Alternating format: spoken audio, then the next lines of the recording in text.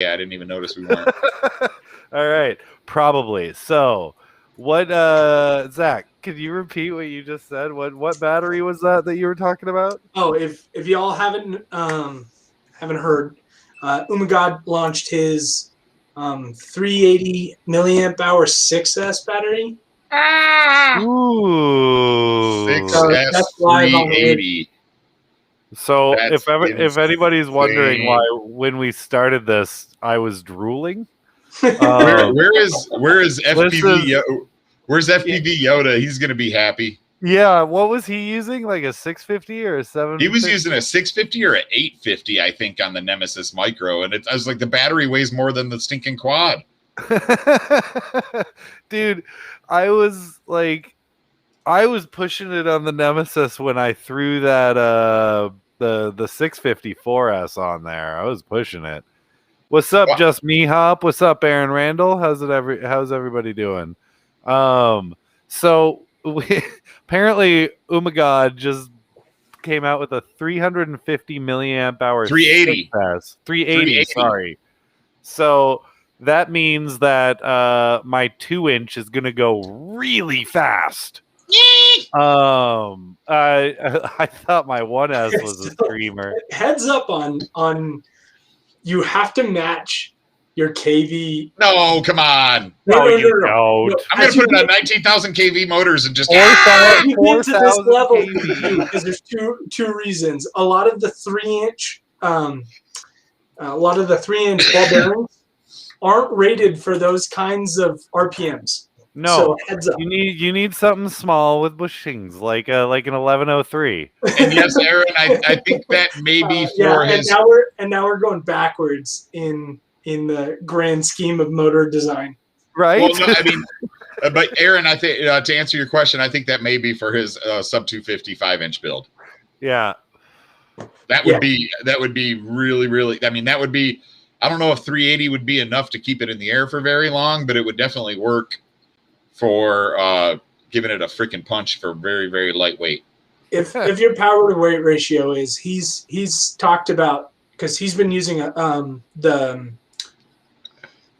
456S to date. I think Heli Nation has a TAF or whatever their. It might be the NFG one, yeah.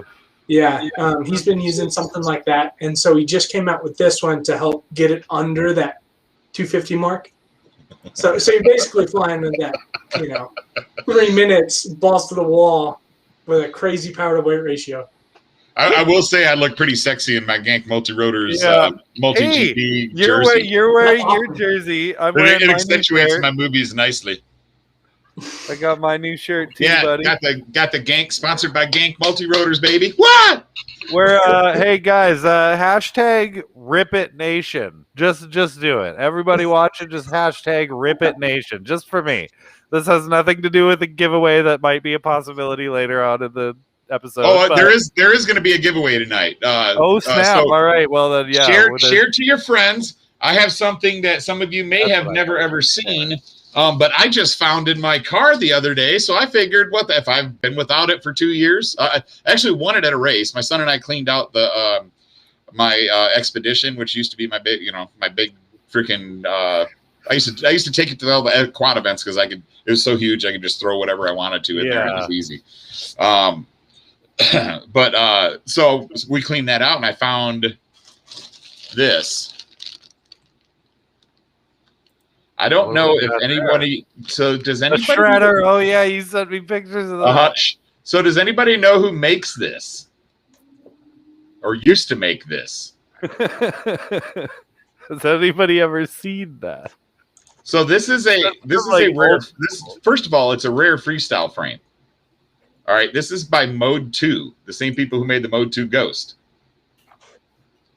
So this is a Mode 2 10-inch shredder freestyle quad. Okay, so the freestyle quad from Mode 2 wasn't very easy to find, and to find a 10-inch was just ridiculous. I won this from a race that Mode 2 sponsored, but I'll probably replace the bag for you because it's kind of beat up. But But yeah, I found this in my car, and we'll be giving this away tonight. So someone's going to win a 10-inch shredder on the show tonight. Damn. Well, that's going to be fun. But the Rip It Nation has nothing to do with that. That's just for me and Drone Worship Moto Vlogs. There you go. So that's two giveaways. Hold on. Big congrats to Drone Worship on that one.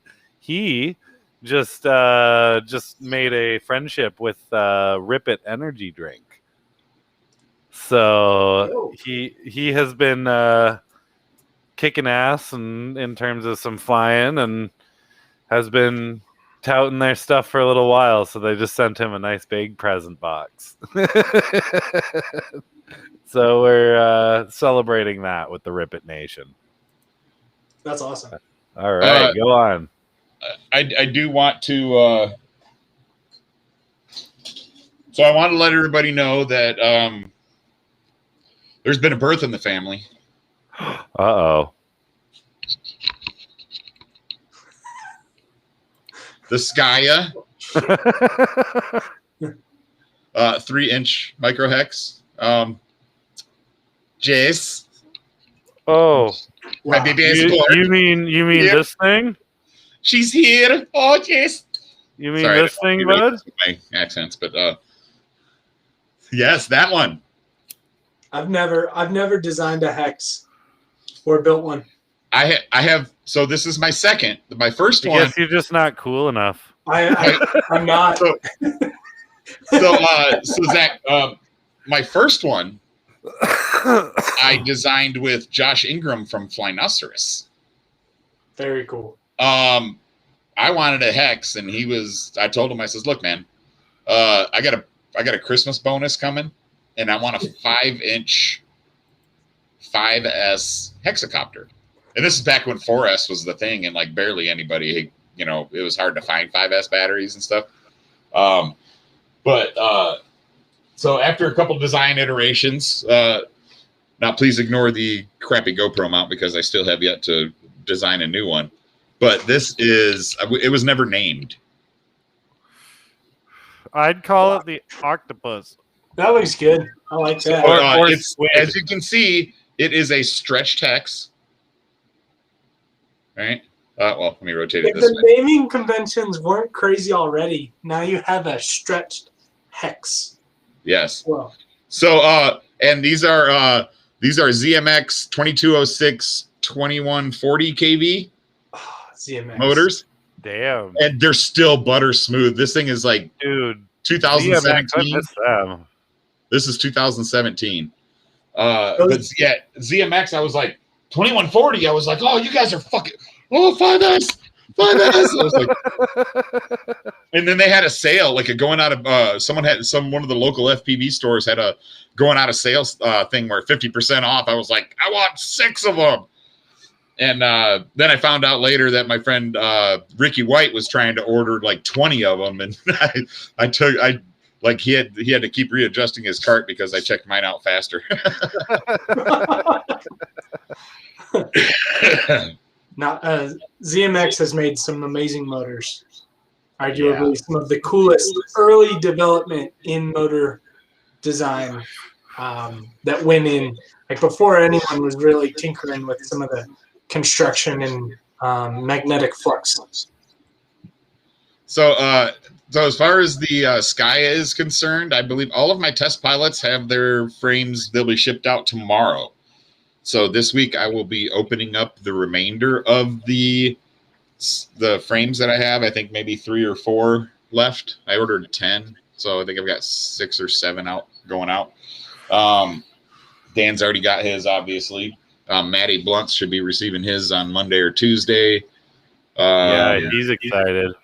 FPV Yodas will be going out on Monday. He's going to test one for me. If you guys don't know who FPV Yoda is, he's the insane guy that created a 6S Nemesis Micro. And actually, matter of fact, I have queued up a video that we can share. Oh, yeah. Go for it. And then I'll go on a share spree. Of his 6S with he's got this dude put a Session 5 on it. All right. So imagine a 3-inch Nemesis Micro with the session. Dan, you're on the rock. There you go. All Hey. right. Okay, so here we go. But yeah, he's just ridiculous. Oh, and let me drop the volume because he said warning motor noise. The screech. Holy crap! That has a session on it.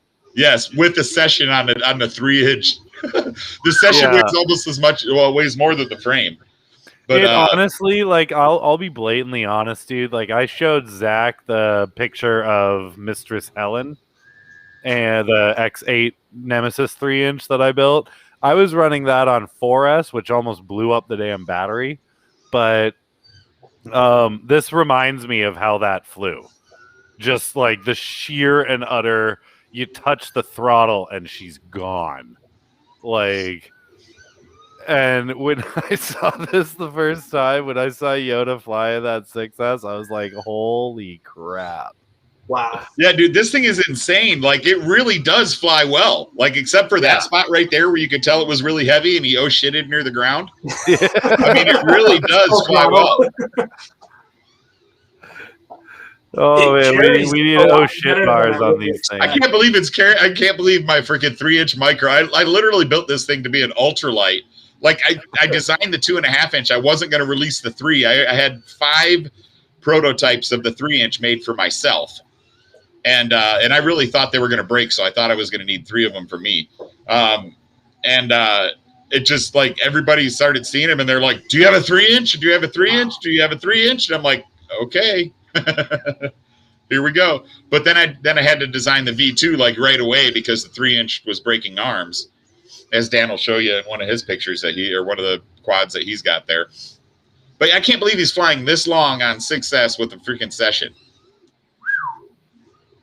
I mean, this is a 1-pack unedited video, 3 minutes long. That's impressive. And he's a freaking awesome pilot too. I love it. Yeah. Based on that punch out, it wouldn't surprise me if he's using some higher kV motors too. So the fact that I think he was on like 2450 or something like that. Yeah. Well, I mean that the ultralights you can really go higher kV on than have without a throttle limit. I loved the Umagod before he left Rotor Riot, the Brats. The 1407. Yeah. Those were 4150, and I used to run them on 4S. I had an Acrobat Duo, and I didn't really like how it flew, but I tried it with a few different setups, and when I did it with the HGLRC 1408s or whatever they were, that's when I found it flew the best for me, at least. But it was still like I couldn't get used to just its handling, and I wasn't that good at tuning at the time that I had that. So it's really tough. Those bobbins made for an interesting tuning thing. I never flew them because I liked much lighter 3-inch setups. But yeah. Anyways, should I introduce myself for a little bit? Yeah, definitely. Yeah. Go for it. Sorry. Absolutely. Yeah, we're bad hosts. We should have done that from the start. Some random guy. So my name is Zach Carrizales. I've done development, product development for Newbie Drone on their frame and mechanical engineering side for a couple of years now. And I first coincidentally. I don't know if we talked about this, but my start was almost 3 years ago with the Aussie props. I basically got that job through Instagram, believe it or not. I commented on a picture for Newbie Drone saying, "Hey, I really love you guys' stuff. I'd love to help you guys develop some props to bring out the best performance you can." And then from there, like 30 minutes later, I didn't know I was talking to Kelvin, the CEO. And about 30 minutes later, I had they pushed me through one of their channels for development stuff and had a design contract in 24 hours. So that was kind of cool, and launched the Aussie props, and then from there, the 4-blade, and then the 40 millimeter, and since then I've also done a lot of the frame development and stuff like that. So, yeah. Nice. Awesome, man. You said you were telling me before you had some consulting done with the flow motors, right? Yeah. So I did the whole line, actually. Nice.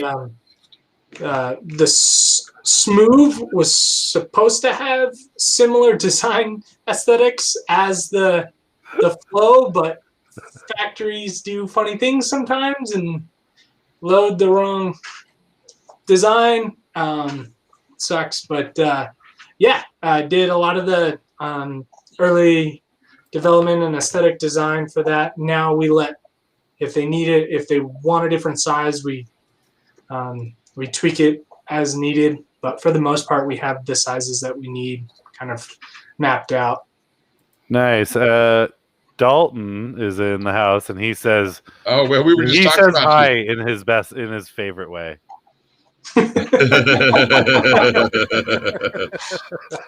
So we were talking about you earlier, Dalton.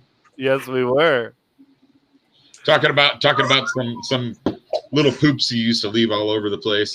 Yeah, little deuces that you left laying everywhere. and then the other poop at work, Zach. and the other poop I like to call the TBS source micro. Well, looks like the newbie drone crew's here. What's up, Silvertop? How you doing? Yeah, how you doing, Silvertop? So, yeah. We got Aaron Randall's got to run. So I might start soldering some stuff. I got the Racer X, I got the Nemesis, and I got the Sky at a start. And the Nemesis is actually already soldered up. I just need to put a receiver and the VTX on it. It's already programmed and ready to go. Oh, there you go. So, yeah. I do want to mention, as much as I love Ovonic batteries, I really hate Ampow's website.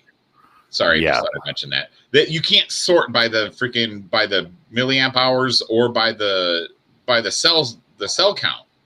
Like you can search by cell count. Yeah. But it's like so unintuitive. It's really terrible. But they do have some batteries that I need, and I'm going to purchase some from there. I'm going to get some 3S 850 90C batteries or 80C batteries. Nice. And I really want to check out.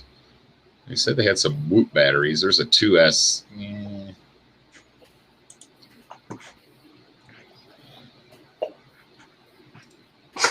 But yeah. Anyway, so just so you guys know, I saw everybody saw my post, or hopefully a lot of people saw my post about taking the Sky out for a test fly yesterday. I tell you what, that thing had a little bit of zip, but I did not plan well to the extent where my all of my HV3S batteries were dead. I didn't realize that I had left them fully charged in my battery pack for the past month and a half, 2.5 months. And when I went to fly them yesterday, I put a 650 milliamp hour in the Skya, and it dropped from 16.7 to 15.1 on the just on the slow throttle lift up off of the landing pad. She was just thirsty. It's okay. She was very thirsty, and I think my batteries were the arteries were clogged a little bit, and did not want to give it gave all the C's, but it gave it in the V's instead of the A's. How does that make sense? Oh yeah. So one where you look at the IR on it and you're like, I did not. 72 is not a good number. I am afraid to look at the IR. To be honest. So Yeah, and if they weren't dead before, like if I could have slowly discharged and slowly recharged to condition them a little bit back to what they were when I put them on the hex, that was the rip for them there. Awesome, Geppetto. I can't wait to see the videos. Yeah, he's got 2 Nemesis now. He's got Nemesi. Is it not Nemesis now? Yeah, so yeah, Dan. You guys, Dan posted our merch store. If you guys want some Gank Multi-Rotor shirts and stuff like that, check out the merch store. We will probably be changing the merch store to a store that offers more options as far as what we can put our logos on and stuff. Yeah, for sure. And, but and I should have some nice T-shirts coming for the Skya and the Pixie and the Necromancer. So, Necromancer. Yeah. I still haven't even started on the build for that yet. I did order I think a 60 amp or 80 amp ESC for it, but I'm gonna jump right in there. Which one are you buying? I have another project that's gonna need something like that. Like for what now? For that high of amperage, 60 or 80 amp ESC. Are you using the individual? I have a heavy quad that I designed for. It's called the Necromancer, but I've nicknamed it Big Hoss. It's big sexy. Yeah. Big sexy. Bold and beautiful. So I haven't really shown it to too many people, and just kind of it pops in on the stream every now and again. But just for a few seconds. So it's basically I designed it for like a little bit for long range, but not like light long range. But like for people who want to chase drift cars, people who want to chase skiers, snowboarders, stuff like that. So it's a big boy, girl. And now the front, it's got 3mm jaw plate. And it's strengthened pretty well. I've got some standoffs in there to hold it. But so this part here, I've got a well, let me turn it sideways.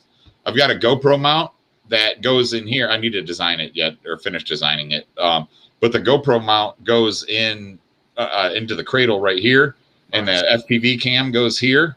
There is a little bit of tilt for the FPV cam, but for the most part, this whole unit goes through here, yeah, and this screw here lock down at whatever angle you want to put them at. So you don't have to swap GoPro mounts on site if you need to change angles faster or slower, depending on what vehicles you're following or what you're following.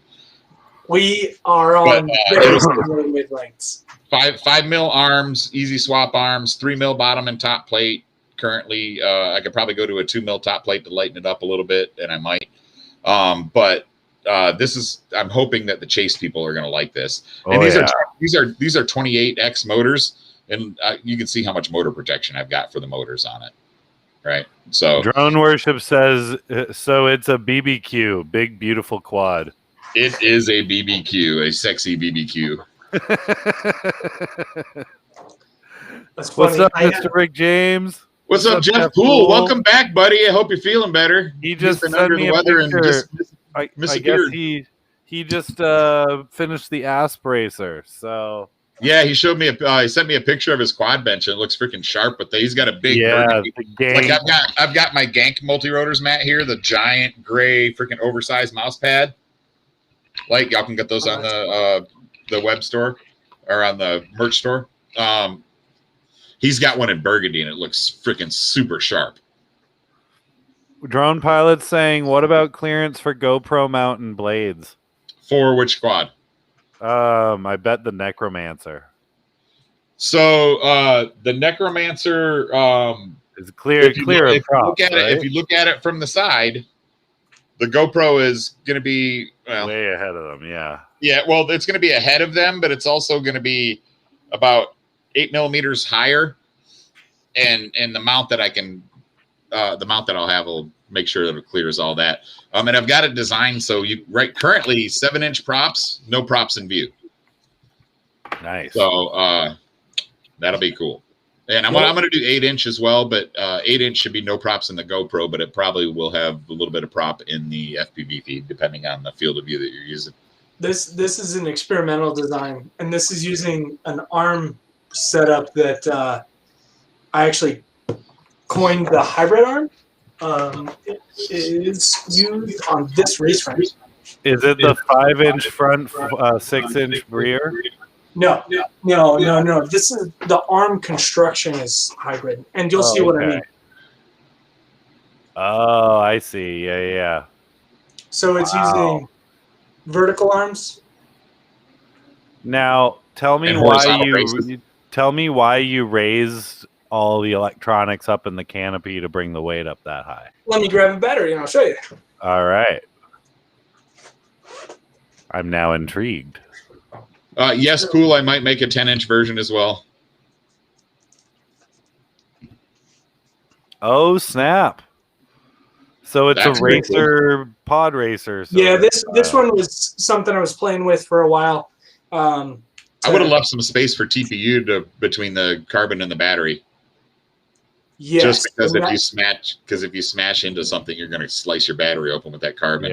Yeah, and that was something. That's why I've actually steered away from this design. But what I was trying to produce with that and experiment with was something more of like a mid battery mount, not a top mount, not a bottom mount, but a mid battery.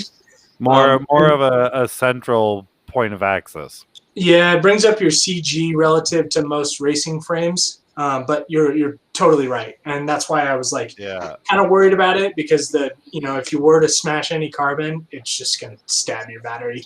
Welcome to the stream, Rat. How you doing? What's up, Adventures of Fat Man and Blobbin? Fat Man and Blobbin, really? I love our viewers, man.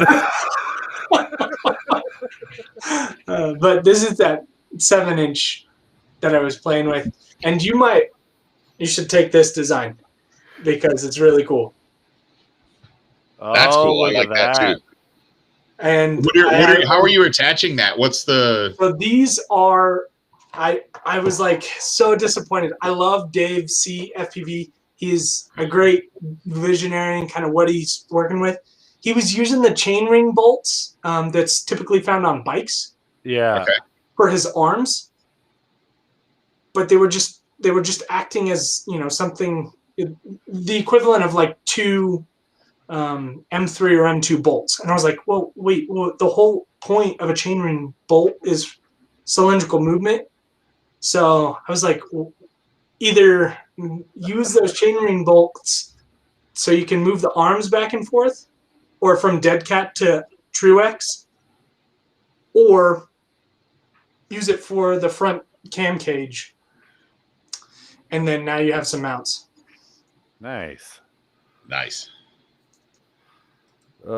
So, Matt, what do you got on your bench right now? You got Skya, and then what else you got going? Well, I mean, I could build something. I could repair some stuff. Always have stuff to repair. Right now, I need two of my racers died on me yesterday. One of them, I think the Unified Pro 32 came. One of the connections got cracked from the board, or no, actually it's not the Unified Pro 32. I need to replace the ESC on one of my racers because the plug knocked itself loose. And I need to replace let's see what was on the other one. Trying to think. Damn it. I knew if I didn't work on them today, I was going to forget.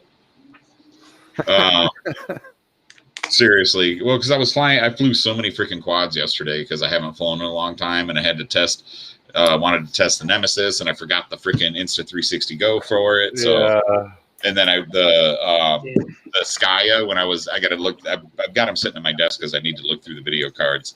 But the Skya, when I was flying it, I mistakenly thought that solid red light on the RunCam Split 3 Nano meant it was recording, and when flashing, it was recording. So it was turning on recording from the get-go, and I was turning it off right before my flights. I've made that mistake. So And then my GoPro kept running out of footage for my race quad. So when I was getting my good lap times in, I don't know if I have any GoPro footage from it. So I need to check that out as well. But the Skya. So the Skya, I took, it took a hit. I don't. So I mentioned that my 3S batteries were dead. So I tried a 4S battery on this. Actually 3 4S batteries, and the first two it ran kind of good, and the third one I got stupid and tried to do a power loop, and when I got all the way up and all the way upside down like this, it went yeet and just kind of from about 30 to 50 feet to the ground. But not a scratch, no dings, no dents. I can't even see where it hit the ground. It bent a couple of props, but my front two motors are twitching now. So, I mean, I need to maybe resolder the connections on the ESC, but if not, I have replacement ESC here and another one on the way now.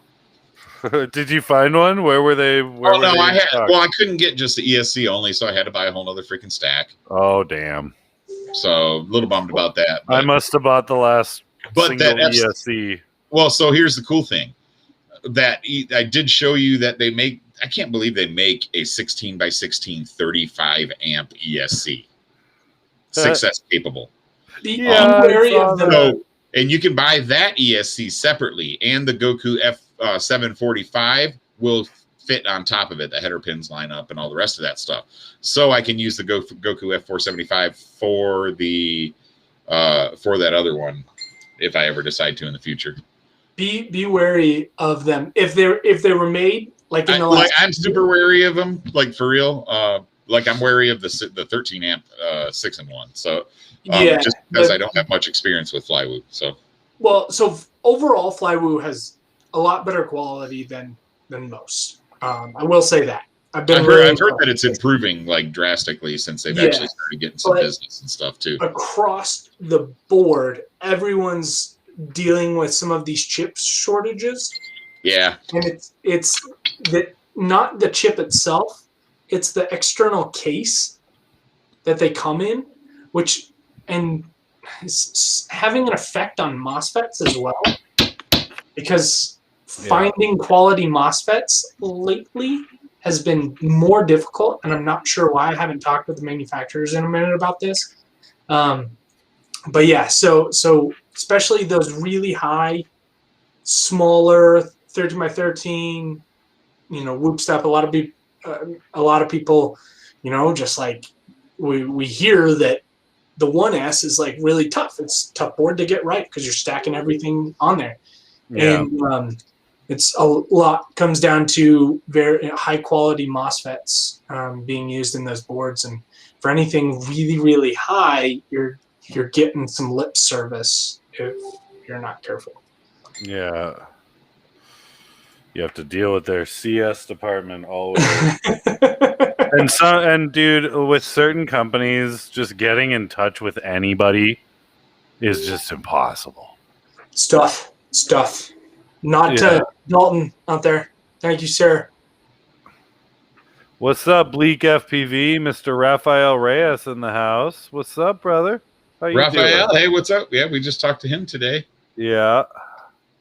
So let's see. Yeah, the 20 by 20s are a bit different. They'll they will burn. There are a few that will freaking burn up real quick.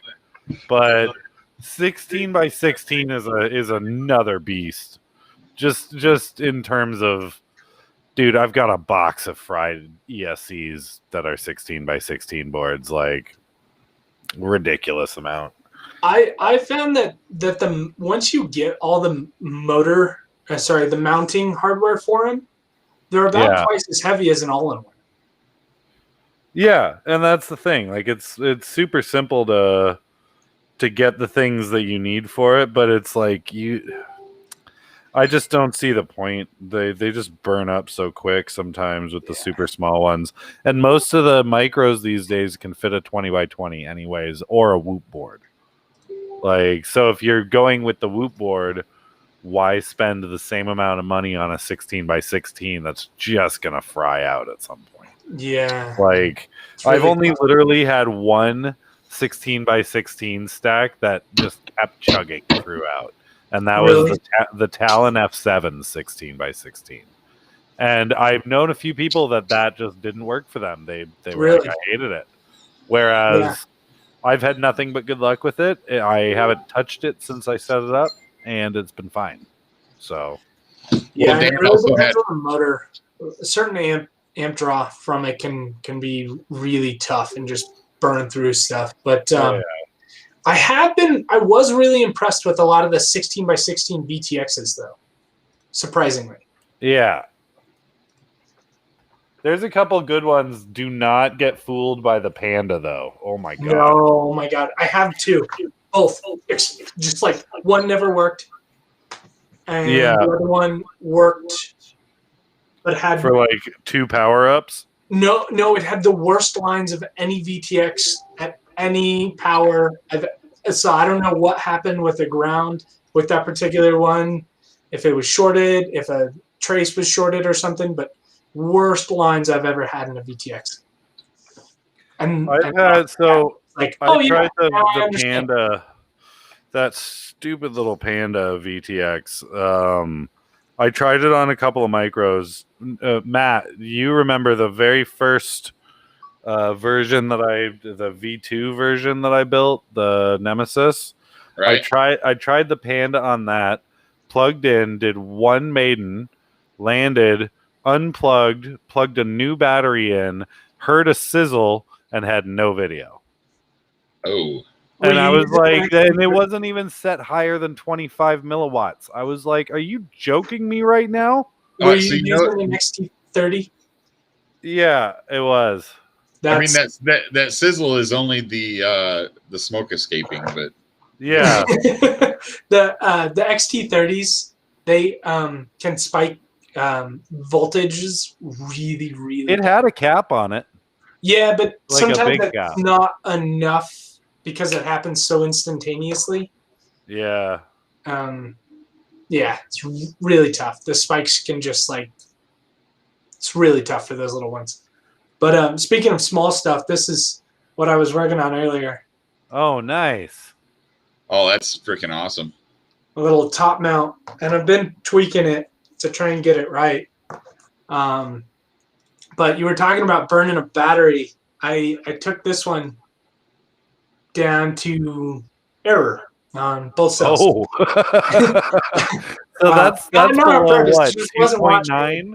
I trickle charged it. For any newer people who have a setting, nickel metal hydride. Yeah, it trickle charges 0.1 amps.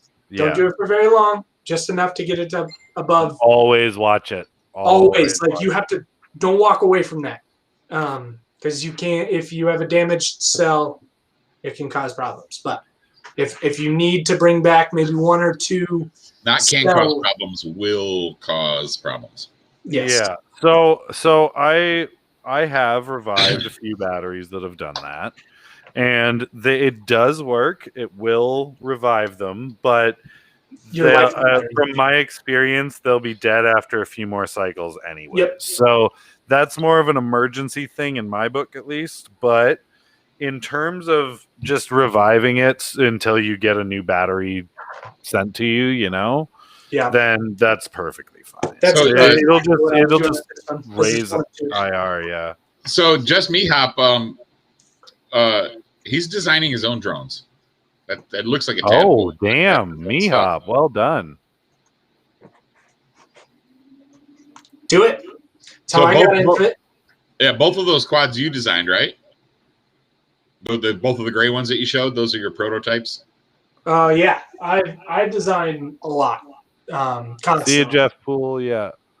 Let's see. MeHop, tadpole. AA, there it is. I was looking at AA's message. My mind is stuck on those batteries from today. Which batteries? You gotta elaborate on that, AA. You can't just leave me hanging with that. Right? Yeah. No inside inside communication. We have to share with the group, please. The Goon Squad's keeping stuff from us. Well, fine. I just won't sell to anybody from Florida then. I mean, snap! You hear that? You hear that, boys? The whole state's done so. That's it. Yep. Hashtag Rip It Nation. Y'all gonna be selling black market frames through Georgia and shit. Gonna go up and get PO boxes for FPV goods. I know I'm gonna have people getting PO boxes in freaking Georgia just for frames.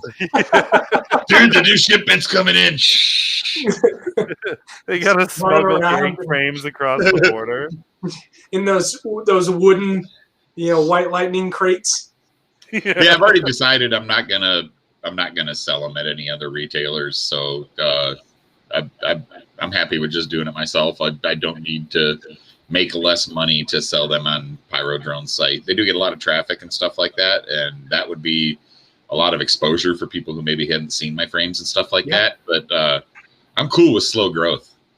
That post when I posted the hex on the freaking the Black Sheep Lounge yesterday, that's getting a lot of attention too. So that's keeping it up at the top of the post. So totally and it's starting to pick up a little traction on the Rotor Riot, but Rotor Riot, if you don't get a lot of traction in the first 24 hours, you're way down on the list, especially on the weekend. I hate asking questions like, hey, I'm having a technical thing, hoping that it has a broader audience. It gets drowned in like. Dude, so go to, are you a member of FPV Builders group? I've drone designers, the micro ones. So 3 or 4. I'll tell everybody right now, FPV Builders is the best group to find answers for your problems. There is a 100% no harassment rule, no picking on people for their soldering or anything like that. No posting flight videos unless it is just short hovering and tuning questions. It's really about helping people build, helping people tune, helping people fix issues. So join that group. That group they got like 10,000 members, I think now. PV Builders, they just hit 10,000, and Matt and I were both some of the founding members of that. Yeah, we're part of the yeah. We've been as well. If you guys have any questions, find me on Facebook, Zach Carrizales. I think if you're under the Newbie Drone Hive. They just posted. I came out with this frame. Oh yeah, I saw that. Yeah. It's interesting. It's interesting for sure. It's a screamer. But anyways, I'm happy to help anyone. If you want to get into design, need some fusion lessons, anything like that. If you need a quick question, happy to help. Nice. Hey Matt, what are you up to right now? I am adding Zach as a friend on Facebook because I just realized that he and I are not friends. I know, it's amazing. That's why his content. It's interesting. Like, I've known, friends of friends for a long time. And they're like, how do you not know this person? He's like right up your alley. Yeah. I get people that message me like all the time. Where I see a friend request and then I see a message and it's like, how the hell are we not friends already? And I'm like, yeah. I'm like, hey man, that's all. It's just a click of a button. So okay, but I am kind of careful about who I add as friends lately, because I'm starting to get a lot of RC carbon manufacturers and things like that, and it's I've gotten a lot of people from the Philippines for doing RC carbon. That and I've been getting a lot of friend requests from Nigeria. And I am currently not accepting friend requests from Nigeria just because the last 5 people that I've accepted from Nigeria are, hey, can you give me free stuff like instantly? And can you ship it to Nigeria, which is it literally has laws that bar people from. And I'm a company. Yeah. I can't ship to Nigeria because if I get caught as a company shipping to Nigeria, I lose my company. I lose my company. Yeah, you lose your good standing.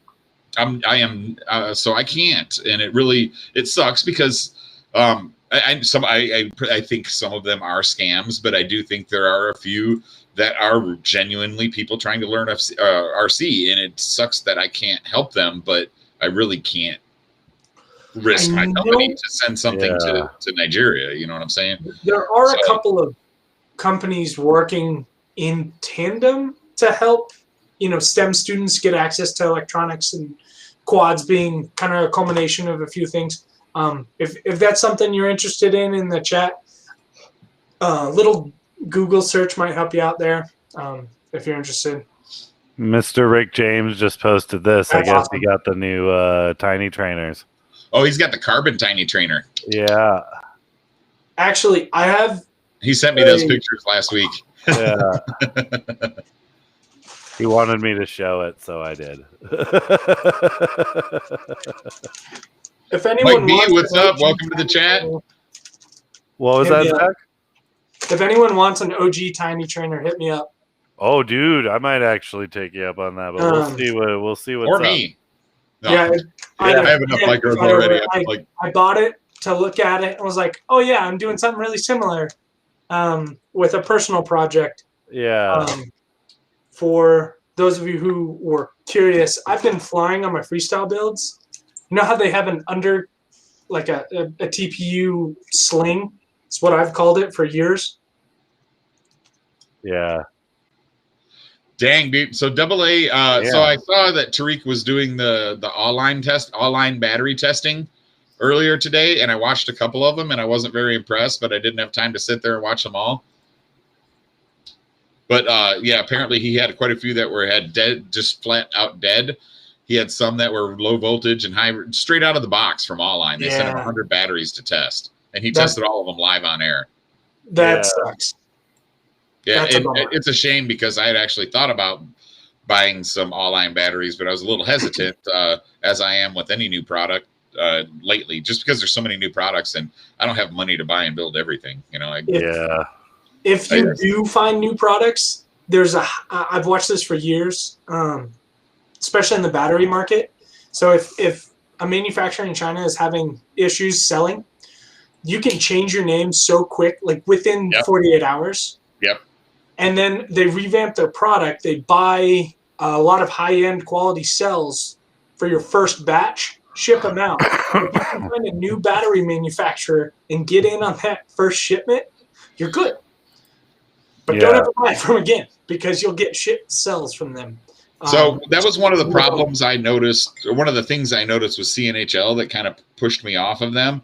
Is like I was flying the white cells, and the white cells performed great for a long time. Mm-hmm. And then as soon as they released the orange mini stars, the white cells started getting them the drop cells like in the third flight. And I'm not flying them low or anything, but and then so I started buying the orange, and the orange were great for a little while, and then they went to the black, and as soon as they went to the black, I started getting orange with high IR that would die after 2 or 3 packs. And it's like if you don't buy their latest cell, you don't buy because because the high quality. I mean, obviously, a company is going to put, especially a company that provides racing batteries, is going to put their high quality cells in their newest and latest greatest product, which means a lot of their cells that don't make that cut go into the older products, and it really sucks. Yeah, and then some will sell their cheaper battery or cheaper cells to other manufacturers, which just trickle down effect, like really tough. But my favorite battery of all time. Go ahead. I noticed that with Ovonic, they sell their lower grade cells as Ampow. Yeah. So it's common. You just kind of have to talk with people. Unfortunately, you need guinea pigs, which is the worst part about this because it's so easy to get a shit pack. And but the best ones that I've ever flown still to this day, best density, the Tattoo 4S 650s.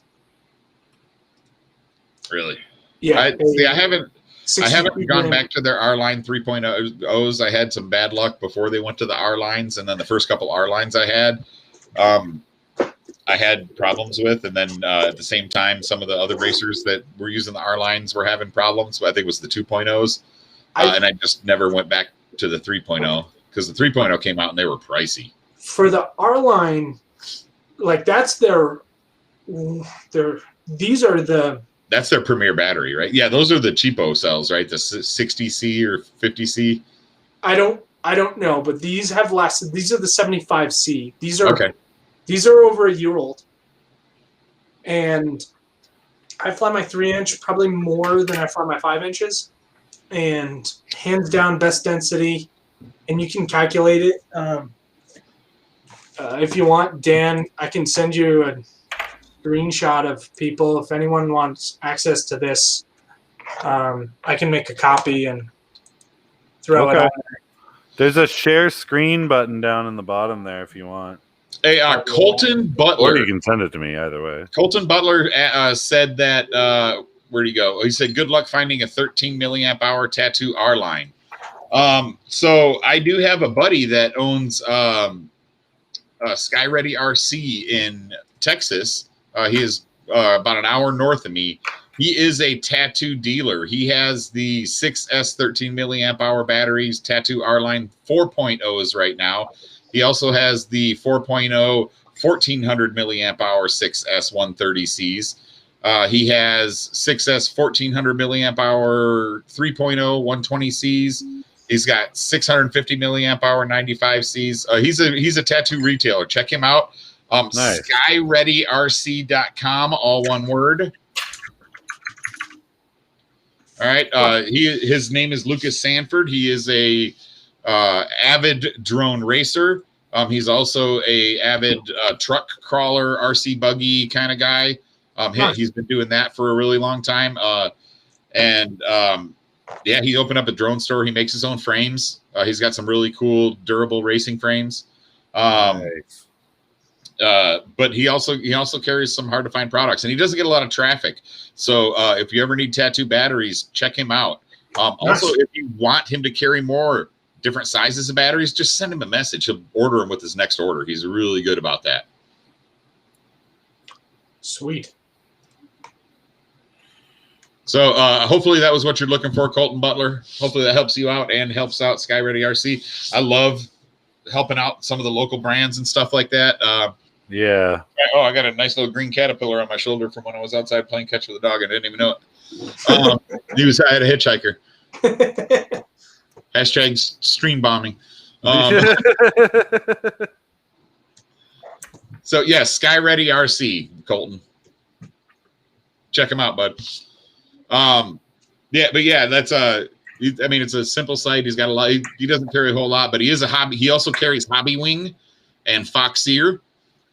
So if you guys need Foxeer cameras, Hobby Wing stacks. Damn. He carries X Nova motors. Here, actually, let me just kind of. Yeah, man. Hey, Colton Butler. Sorry, I might as well say, yeah, he's a. Batteries can be hit or miss. So here is his website, SkyReadyRC.com. All right. Nice. As you can see, he's got the Funfly batteries. If you go to, let me see, batteries. That's all he carries is tattoo batteries. All right. So he does have the 6S 1300, 6S 1400. He's got the 3.0 6S 1300s, 3.0 1400s, 1800 milliamp hour 4S, 650 and 850 milliamp hours, 6S and 4S batteries, and then some Funfly 1550s and stuff like that for you guys that want a cheap Funfly battery. Nice. And as far as electronics, like I said, he carries Hobby Wing stacks. He's got some CL racing boards, some DYS stuff, some Lumineer stuff. Carries HQ props. Cameras. He carries Foxeer and RunCam cameras. So if you're looking for a particular RunCam camera or Foxeer camera, check here. Like I said, he doesn't get a lot of traffic, so he has a lot of stuff that I always go there if I can't find it on RDQ or Pyro. So he's got the Micro Swift. Does he have the 1.8? 1.8 lens right there, $9. Dude, that is sought after for racers. Here is the RunCam Racer 3 with the 1.8. Here is the Nano 2 with the 1.8. He's a racer. Nice. Like I said, he's a racer himself. He actually raced in the Mayhem this weekend. Oh, that's awesome. Yeah. So the 1.8 for wings. He's got the Foxeer Micro Pro 1.8. Nice. So yeah, he's a field of view guy like me. What's up, man, check him out. Help him out. Support some local guys. What's up, Marcel? Marcel's in the house. I was on his thing the other day. Yep, I sent out a package to Marcel last week. Nice. So, Drone Worship. messaged me and said, "This is my rep from Tattoo. Share her profile, and she can even do." I think he said she can even fill custom orders and design a battery that you need. So Ooh. this is Betty Tattoo, as we all know their names tend to be similar, but she's one of the reps for Tattoo. So he said get in touch with her as well. Awesome. So yeah, I'll have to add her as a contact because I really do like if I can find some good batteries that work well with my frames, I would not mind carrying them on my store. I would just have to do the excess labeling with the bullshit, lipo battery, hazardous material, ground shipping only. yeah, Got a sign for I have to track the weight of the battery and the size of the batteries and blah blah blah. Was that a GNB? yeah, I want Tattoo to make a better one of these. a better one of those, huh? This balance lead. 2S450. It's a 2S420, but it's only 50C to 100C. They have this weird ass balance lead, and that's it. There's no plug. So annoying. Is that for the Hermit? What? No, this is what I've been designing this thing. Okay, nice. Because the Hermit had only a balance plug port. It didn't have any other. I've turned the Venom 300 mAh batteries. Yep. Any manufacturers sitting out here, this is how long your battery leads need to be for micro shit. Yeah. No longer. They either make them too short or they make them too long. Yeah. And it's really frustrating because like if you try to shove it into like a micro frame and there's no plug on the end or just a tiny little plug, you can't get that damn. I've had to replace the cable on both the Emax Tiny Hawk and the new Happy model Mob 6 HD I got. Nice. Yeah. So tough. But Dan, you were showing that screenshot of yeah. I got that up here. Hold on. So this is from my personal stash. So I don't know how well people can read it up on there, but I'll explain it. Yeah, far left is your cells, your number of cells, 4 and 6 cell. Yeah. So your 3.7. This is at storage capacity. Everything's calculated at storage capacity, so just add plus to it. Yeah. But your milliamp hours is your next, and then it calculates amp hours, and then your third that's highlighted is your watt hours, which is what you want to compare batteries. Yeah. For. So if you look, the best are the 650 4S. Yeah. Best density per gram that you can have, which is all the way to the far side. Yeah. At 0.13. That's watt hour per gram. So that's what you should be judging your batteries by. Because, and for these little guys, having too much wire will throw off that because it's weight. It's just dead weight. Yes. So for anyone who wants a copy of this, I can send it out. I won't send the whole thing because it's also attached to some other. Yeah. Or they can hit me up too. I've got it now. So yeah. It's really easy. If they want the spreadsheet with a native, because it's on a Google Docs that has all the, you can just copy and paste and it'll calculate out what you're looking for. And there's some examples of looking at AA here. You're saying for our micros we need only how much millimeters? I would say for your wire leads, I would no more than 20 millimeters, 2 centimeters. What would you say, Mike or Matt? For which one? For your wire leads on your battery. 2 centimeters probably. Well, two to 3 actually, because some of them, if you need to make that bend for 3 inch, don't make them crazy long because they'll just get in the way of the props because it's so condensed. Yeah, and for like 75 millimeters, I know like for the Newbie drone cockroach that I designed, you can move the lead wherever. So it doesn't really matter. It's just ultimately dead weight. Well, I used to hate having to carry those. Like I used to buy bags of those rubber bands that people use for braces, just to fold over the damn power lead and the balance lead. It's like I had one battery where the balance lead was longer than the power lead, and I'm like, well, that's gonna get in the props. These Venoms, great batteries, but expensive, and only realistically about 30 to 40 C of discharge capability. The battery out of the box weighed 26 grams. I chopped it now weighs 17. So that's how much extra wire was on there. And it was almost double the battery. So I just want them to fix some stuff. So now it's 95C is what you're saying. Ideally, I mean, that's the other step we need to go in for little tiny stuff like 31 millimeter propped setups to 40 millimeter props to 2-inch even. We need more discharge because that's capable amperage that you can use for your setup. Accurate. And amps make RPMs. So well, and that was part of the problem I had yesterday. Is I was at the field, and I was like, the first battery, I was like, okay, well, I either need more S's or more C's right now. And it turned out to be both because it turned out I needed more C's, more V's, and more S's. But there was not enough C's in the battery because the IR was like I'm probably pretty ridiculous. But like I said, when I took off in the hex with the 653S, took off nice and smooth. But as soon as I tapped the throttle a little bit, my voltage went from 16.7 to 15.1, and it stayed there. And I was like, oh shit.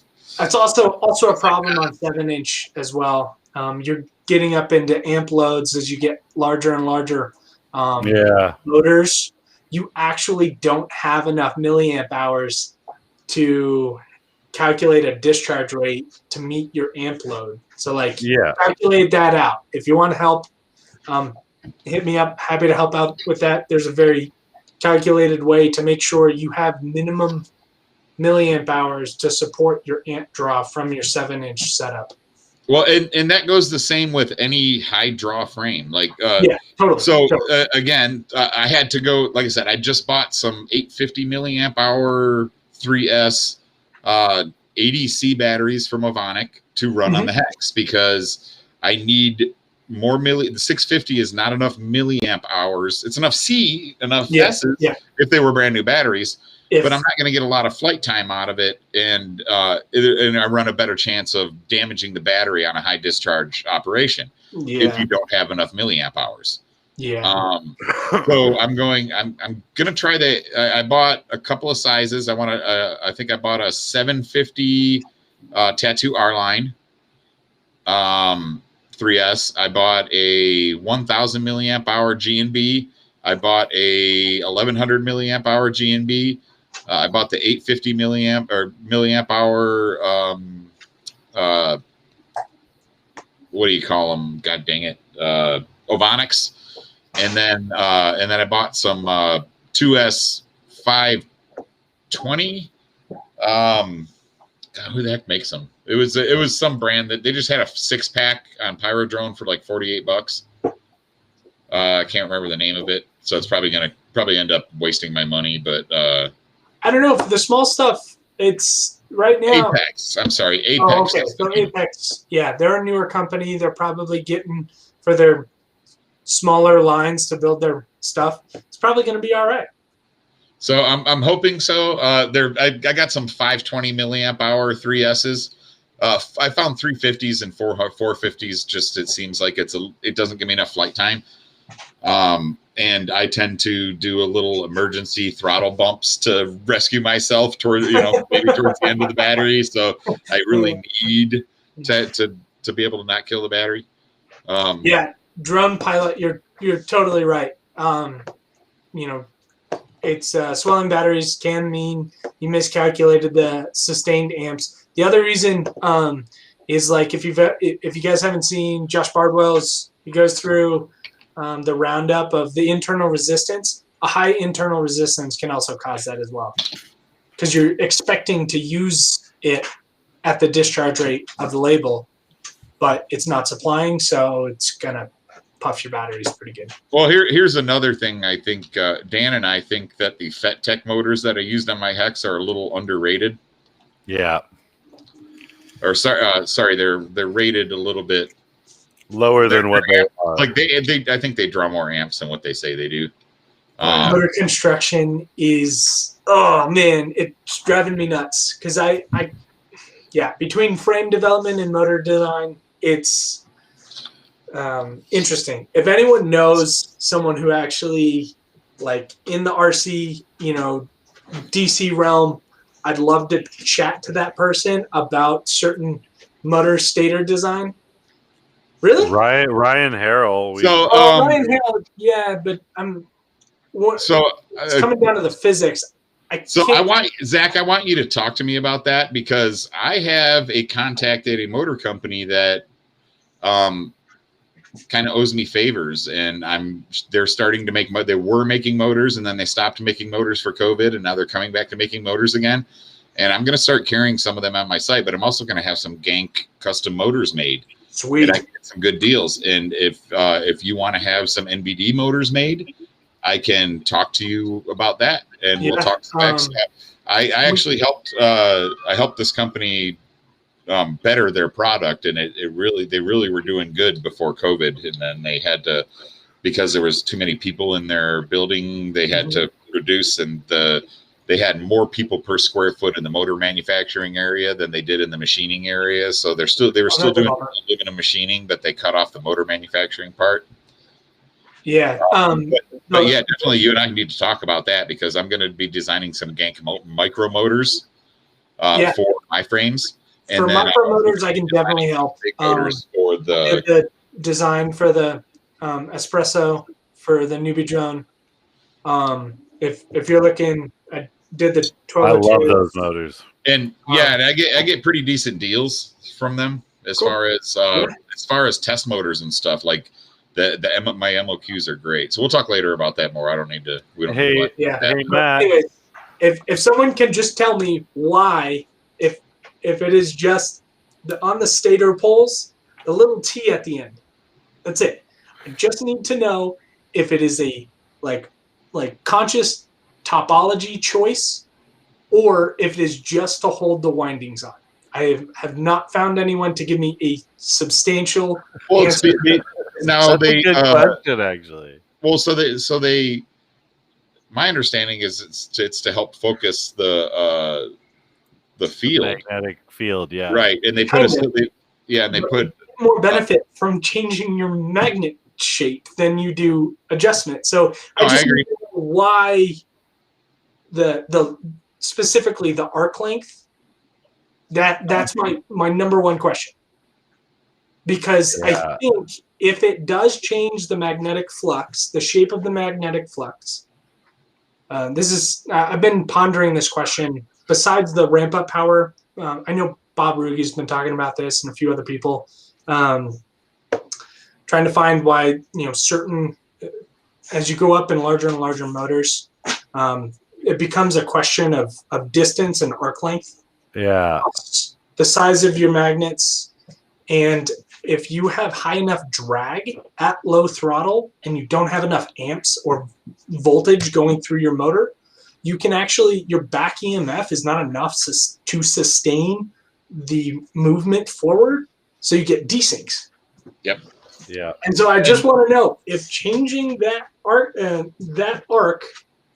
on the T would affect it enough to be a positive outlook or not. But so here's the deal: is it's the I've had a lot of experience with motors. I actually have a design for a multi-speed DC or AC motor. Cool. It'll be a DC 3-phase, similar to what we run, but controlled by a speed controller. So it's still like it's pulse DC, so it's almost AC, right? Except we're not dropping below that 0 point. But the AC motor I'm looking at more because it's easier to do regen for vehicle motors and things like that. Yes, but your synchronous, your actual true. So not many people know this. My uncle Rick was he was a design member on the original EV1 project for GM. Oh, super cool. So yeah, he passed away a couple of years ago to colon cancer. But bummer to hear about that. But he was one of the guys like when my mom and dad got divorced, we used to go spend time at his house, and he was the guy that had the computers. He had a CNC laser machine before. I mean, seriously, back in the mid 80s, early 80s, yeah. He had a CNC laser machine, and he was carving, or it was just badass. He had computers. Like, we used to sneak and play his Hitchhiker's Guide to the Galaxy, or actually he would allow us to play Hitchhiker's Guide to the Galaxy. We would sneak and play Leisure Suit Larry. So if you guys don't know what that is, it's a damn near pornographic 8-bit video game. It's super hilarious for back in the day. Like your guy try to keep it a little family friendly. Your goal is to try to have fun with ladies. And if you don't prepare, there's consequences. But it was funny as heck for back in the 80s. It was cool. But he's the one that got me into computers and electronics and stuff like that. And I was in the military while he was working on the EV1 project, and I went into the military for weapon systems. So cool. I worked on missile guidance, missile launch control, and electronic warfare type stuff. So when I came back and I was talking to him about motors and things like that, and I actually, before they killed the EV1 project, the two things that I had suggested to him was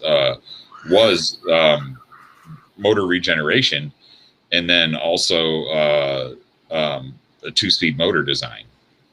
And it really sucks that they killed that project, but then he kind of dropped off of it. But he was the guy that I used to ping ideas off of. So if I had an idea, I'd kind of send it to him, and he'd give me feedback on it and things like that. But I do a lot of crazy. This is like Gank Multi-Rotors is the longest running side project I have ever had in my life. That it was something well, to be honest, I mean, I never really expected it to go anywhere. I didn't even really, when at the beginning, I didn't even really want to produce drones. I designed them for me. The only reason I designed my own drones is because I was redesigning arms for other people's drones that would break on me. I redesigned arms for the Floss because the arms were crap. I redesigned arms for the Martian because I kept breaking arms for the Martian. My buddies are like, "Why are you wasting your energy on other people's stuff? It's not like you're ever going to make any money off of it." And I'm like, "Well, I'm not looking to make money. I'm just looking to improve my flying experience." Yeah, that sucks worse than going to the field and not only having to walk for your quad, but when you walk up and you see that one arm that's like this, you pick it up and it's like, yeah, you're like, oh, there is no tisbit of flesh wound in freaking drones. So and it's worse when you name them. Yeah. Well, when you're like, oh no. Yeah, Zach, do you have a YouTube channel you want to share? I don't. Yeah. This is a conscious choice, and there's a lot better pilots out there than I. So me too. But I mean, you see, Dan and I have a channel. That's for you. But when it comes down to it, I like designing a lot more than I like flying. Don't get me wrong. I love flying proximity. But if I wake up in the morning and I go, oh, I want to fly, or oh, I have this cool idea that I'm thinking about structurally and think about this. Yeah. I'll go and jump on CAD. So. So that's just kind of the way my mind works. But so no worries on that, Marcel, but thanks for asking. Colton's like, I feel like I'm close to some government secrets. There are things that I've seen in the military I'm still under NDA and cannot speak of. But like new Hawk Sky motors. I mean, it's not like, well, yeah, right. Yeah, it's just stupid stuff, but stuff I've seen that they haven't said we can talk about. So or either that or they may have said it. I don't pay attention to see when the release stuff is. You may have missed the memo. I may have missed the notice. It's not like I'm on some NATO top secret update page or something like that.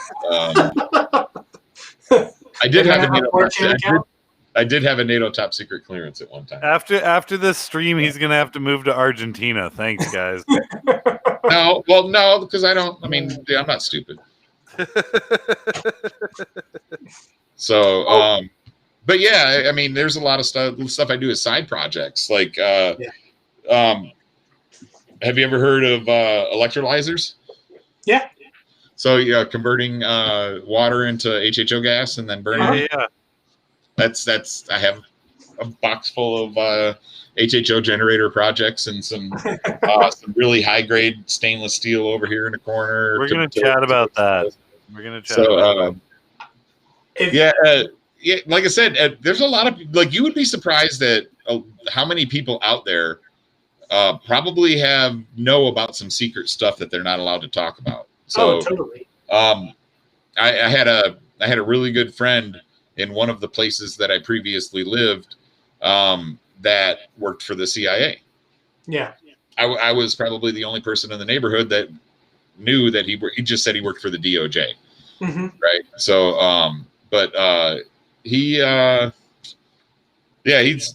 I'll tell you what, man, I don't envy that lifestyle. There's a reason I got out of the military and stayed away from the military. I had plenty of opportunities to go work on military and government stuff. Like, my first job offer, actually, before I even got out of the military, my first job offer was to go work for Raytheon. And they wanted me to go, one, work out of California. No, thank you. And then two, also travel around a lot, like all over the world to go fix their crap. And I'm like, dude, I really don't want like a short notice thing saying I've got to fly to Bahrain and then jump on a helicopter to get on a boat to fix something. Yeah. I mean, at that point, my son was almost 3 when I got out of the Navy. And I'm there's a reason I'm getting out. I want to spend more time with my son, and so I did. I got a really good offer to where I work for the company I work for now. I don't say their name just because I don't know if they feel that I'm a good if I was to mention them, if I'm a good representation for them or not. But they manufacture equipment that Intel, AMD, and Samsung all use to make their processors, their memory and stuff. Any crucial memory, Micron memory that you buy. We actually have a really high market share. Like, I challenge anybody, like, pull any electronic device up and there is at least one or more chips on there that are made on my machines. That's how large our world market share is right now. So currently I was a field engineer, a tech support guy, and then I worked in revenue development for refurbishing equipment and selling it back to customers and repairing items and stuff like that. No, we work very close to ASML though, Colton. Very close, like attached to ASML. So you probably know if you're familiar with semiconductor equipment, but now, so then I generated a bunch of revenue for the company, and I got kind of bored with that because it was just constantly them not listening to me and then me having to suffer the consequences until they decide that I was right and fix it. So I decided to go into training. So now I'm training engineers to troubleshoot the equipment and to teach our robots that handle the wafers and things like that. So that's what I do all day. So I teach people what I've learned in the last 23 years with the company. So yes, I've been with my company for 23 years. So that's awesome. 24 this year, but actually. Congrats on that. Marcel, one thing I did want to mention, I do have an Instagram that I update every now and then when I can on projects I'm working on. You can find some of my older frames up there. It's at Nabla FPV. If you guys want to take a look. NABLA. Yeah, just like if you're a math nerd, the Dell, another name for the Dell operator. Yeah. Differential equations. Son of a bitch. Uh-oh. There it is. Never mind. Sorry. I'm sorry. I'm going to be rude real quick and send a text message because I have a pork butt on the smoker right now, and I need to have my son. How dare you? You're fired. Yes. Jealous. Can you share? Well, hey, Matt. It probably wouldn't taste very good through the screen, but I need to have my son go put some more wood in the smoker. Matt. Yes. Oh, he came that's out. badass. So that's an Insta360 Go mount for the Skya. Yep. Is that a Go 2 or a Go 1? It's for the Go 1, but I think they're the same size. They're roughly the same size. Well, so this one is very tight on the 2. So if the one's a little bit smaller, it'll be good. Yeah. Or sorry, if the 2's a little bit smaller, then it's tight on the 1. It's a smidge bigger. Oh, I made him tight on the 1. But it's TPU, it flexes, right? Just don't fly in the cold. Just heat it up a bit and stretch it out. No, but this was one of my early 3-inch frames. Oh, nice. Super simple. Nice and easy. This is what inspired the Whirligig. This was the Whirligig OG before I designed it for Newbie Drone. So AA has a question. So can we here in America go to full-blown out semiconductor from start to finish of semiconductors? So currently Intel produces 90% of their chips in America. AMD produces roughly 60% of their chips in America. Micron produces 70 to 80% of their chips in America, and they're a memory manufacturer. Samsung produces about 50% of their chips in America, but they're building a brand new fab here in Austin, and they will be producing, by the time that's up and running, they're going to be producing about 75 to 80% of their chips in America. So we do have quite a big semiconductor base. We have Cree LEDs out of North Carolina that manufactures LEDs in the United States. We also have, I believe it is GE that is manufacturing LEDs in Albany, New York. We have a huge Global Foundries facility. Global Foundries bought IBM, and Global Foundries does contract semiconductor manufacturing, meaning they're a foundry. They manufacture semiconductors for other people. We have right here in Austin, we have 2, used to be Motorola, now they are NXP fabs. They manufacture all the chips for all of the auto manufacturers worldwide. So they are producing for BMW, they're producing for Honda, they're producing for Chevy, GM, Ford, and they have factories. They have 2 here, they have 2 in Arizona, and I believe they have 1 more in California. So all those chips are still being manufactured here in the United States. As long as we can get the raw materials, we are good. Yeah. It's the raw materials. That's what I was going to type. Yep. Yeah, I was going to mention. So we can definitely produce here. There are wafer manufacturers in the United States. There are all of the semiconductor manufacturing corporations all have headquarters here in the United States, or at least continental headquarters, because most of them are level 10%, no ASML machines. It's tin. Like I said, lithium right now, China's the biggest producer of lithium. So, we found some lithium deposits here in the United States, but I mean, the only way you can get lithium is strip mining, and that's horrible for the environment. Yeah. China and Brazil currently have like a massive chunk of the currently known lithium mining. Well, Afghanistan as well. Really? That's partially why we're in Afghanistan. That's super helpful. So that's part of the reason we fight. That's why part of the reason I'll say we fight to support Afghanistan against Russia. So, but anyway, this is way off the drone subject. Sorry, guys. It may be interesting to some people, but like I said, that's the real job that I have that makes me fortunate enough to be able to not need huge profits from my frame company, so I'm able to bring lower price frames to you guys.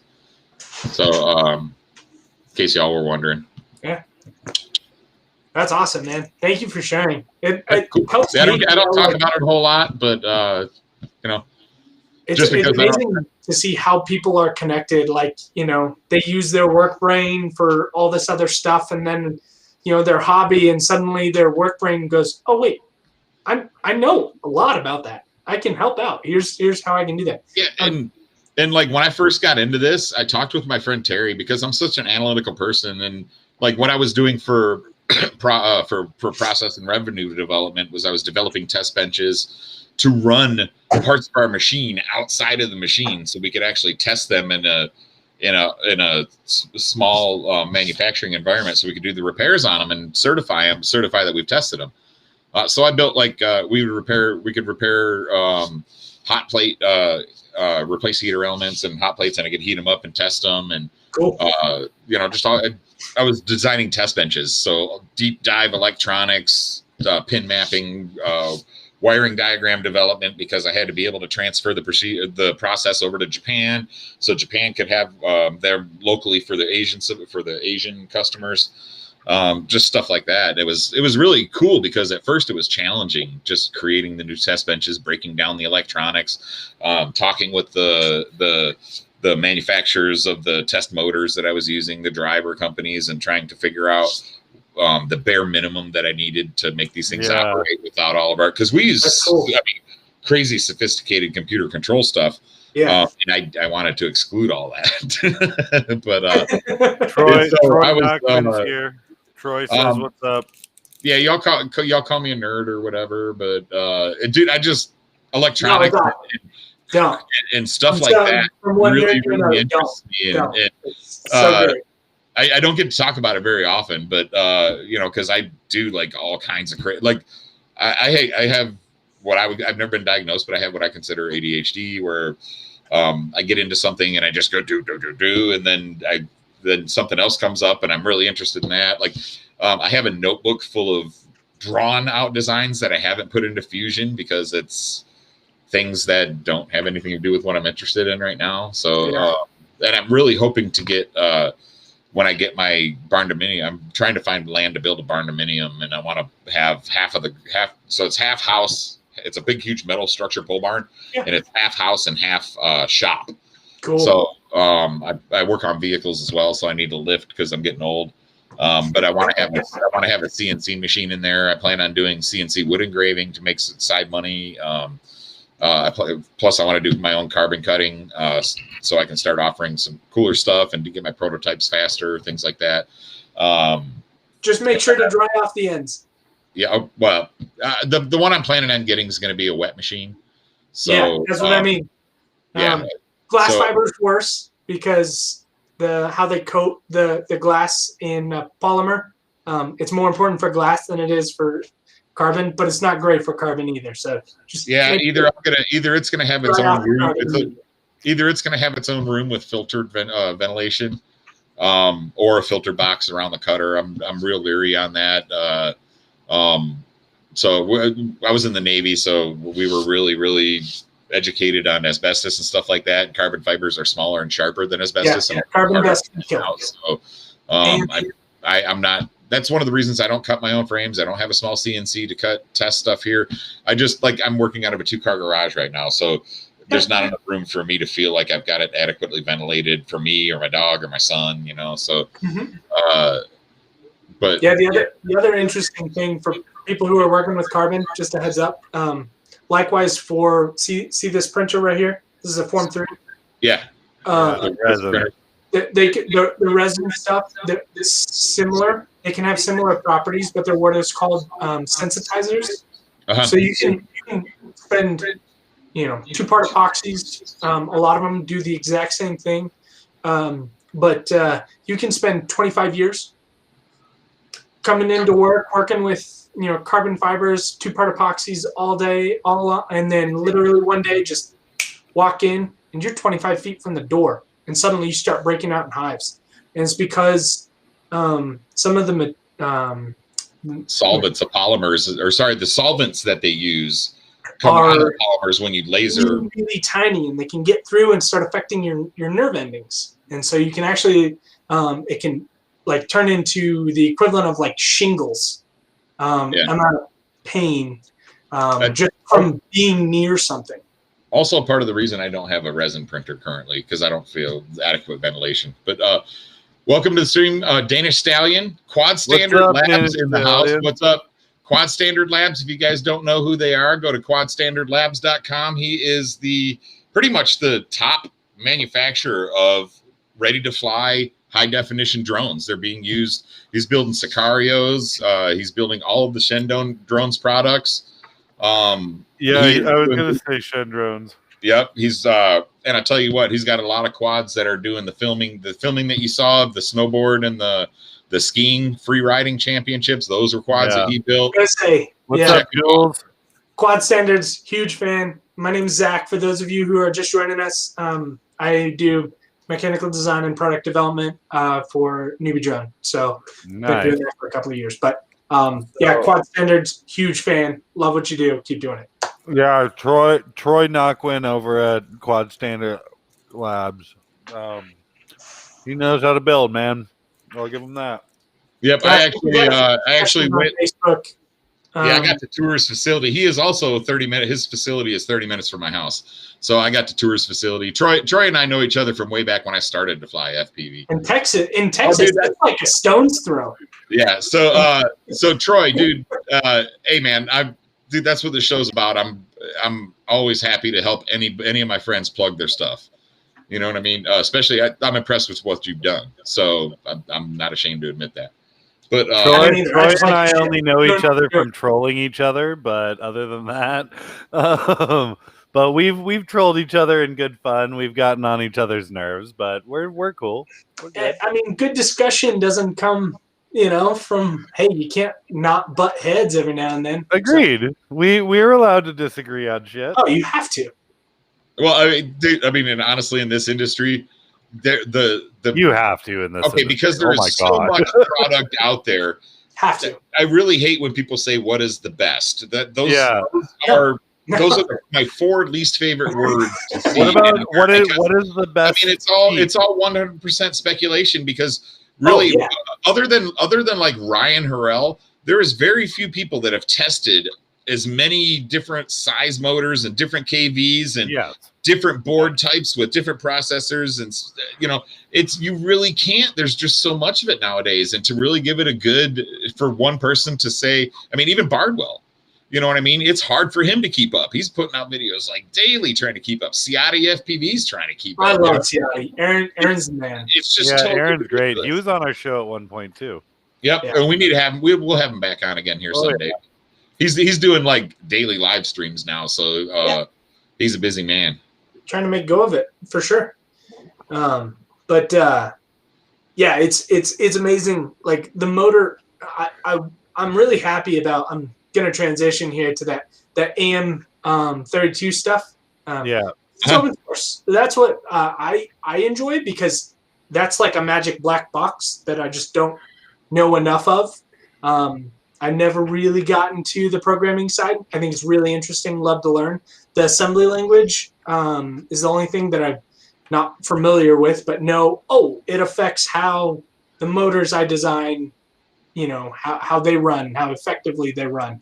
But just a good old-fashioned breakdown of exactly what everything is doing. We've seen that with a couple of split-offs from Betaflight, control frequencies and the whole butterfly flight 1 craziness that went because of 2 a K and a Q value, all that stuff. Like you need to have discourse, like not mine's better, but like honest to God discourse. I can't wait for people to really dig into that.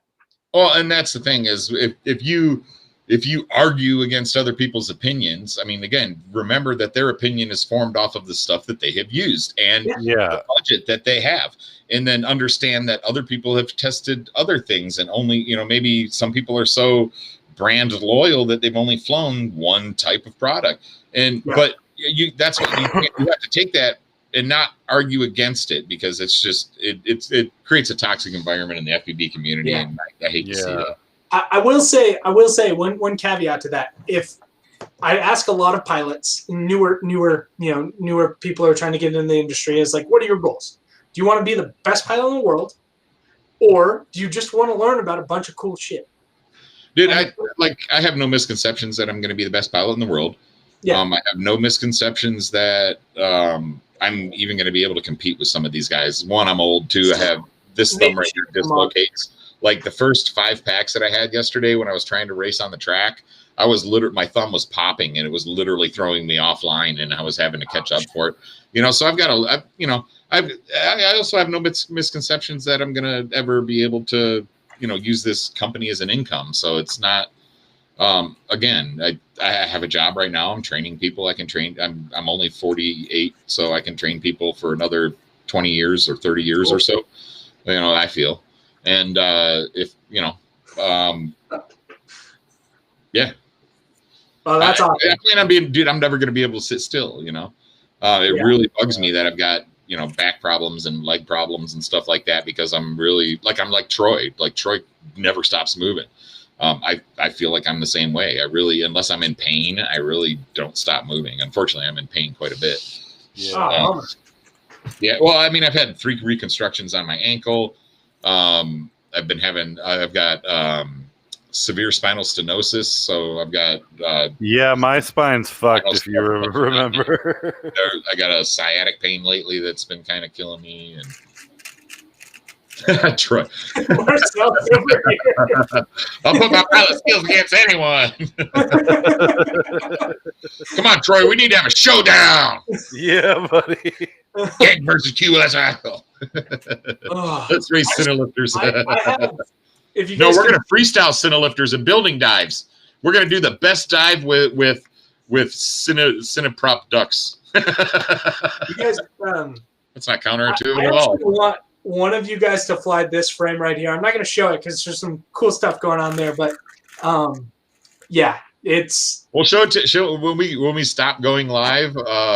We usually stick around to talk. Yeah, reveal it for just the private conversations. No, it's neat, and I'd love some opinion on people who actually race. I don't race, and I don't have any like qualms, saying that. I just like to design, and it's a cool thing. And I'd love some opinion on kind of what people think and all that. But Dominic. Good morning, Dominic. How you doing? What's up, Dominic? How you doing, buddy? How you feeling? You were who is it? Michael Blades in the house too? Yeah. Dominic was dealing with some health problems recently, so I hope you're feeling better. Damn. Yeah, and for Troy, if you guys watch his streams, he used to be a chef, and he got run over by a truck on a motorcycle. So he was pretty banged up pretty bad. So for him to recover from that, and like I said, he's very respectful, making a business out of his hobby, and like that's kind of what I'm trying to do, make a business out of my hobby, just to fund the hobby, because I really want to be able to go to that's exactly rotor page. Like I'm really, really seriously thinking about driving up to Tennessee next weekend. So Dominic's still in the hospital right now. So let's all wish Dominic some good vibes, because he's still in the hospital right now. He says he's feeling better, but let's Dominic, man, hope you feel better soon. Stick in there, and we'll be waiting for your next creation. Yeah, he's testing some fun stuff these days, dude. And that's the thing. It's like I think people think that designers have like hatred for other people's designs, dude. I admire other people's ingenuity so much. Yeah, it's amazing, because it's like you sit on one hand, it's like, damn, that's good, and on the other hand, you're like, why the hell didn't I think of that? It's so simple. Like the Flynoceros hinged frame design, that was so freaking epically unique at the time. And it was if you want to, really, I would love to use that design, but I don't want to freaking bite on Flyno.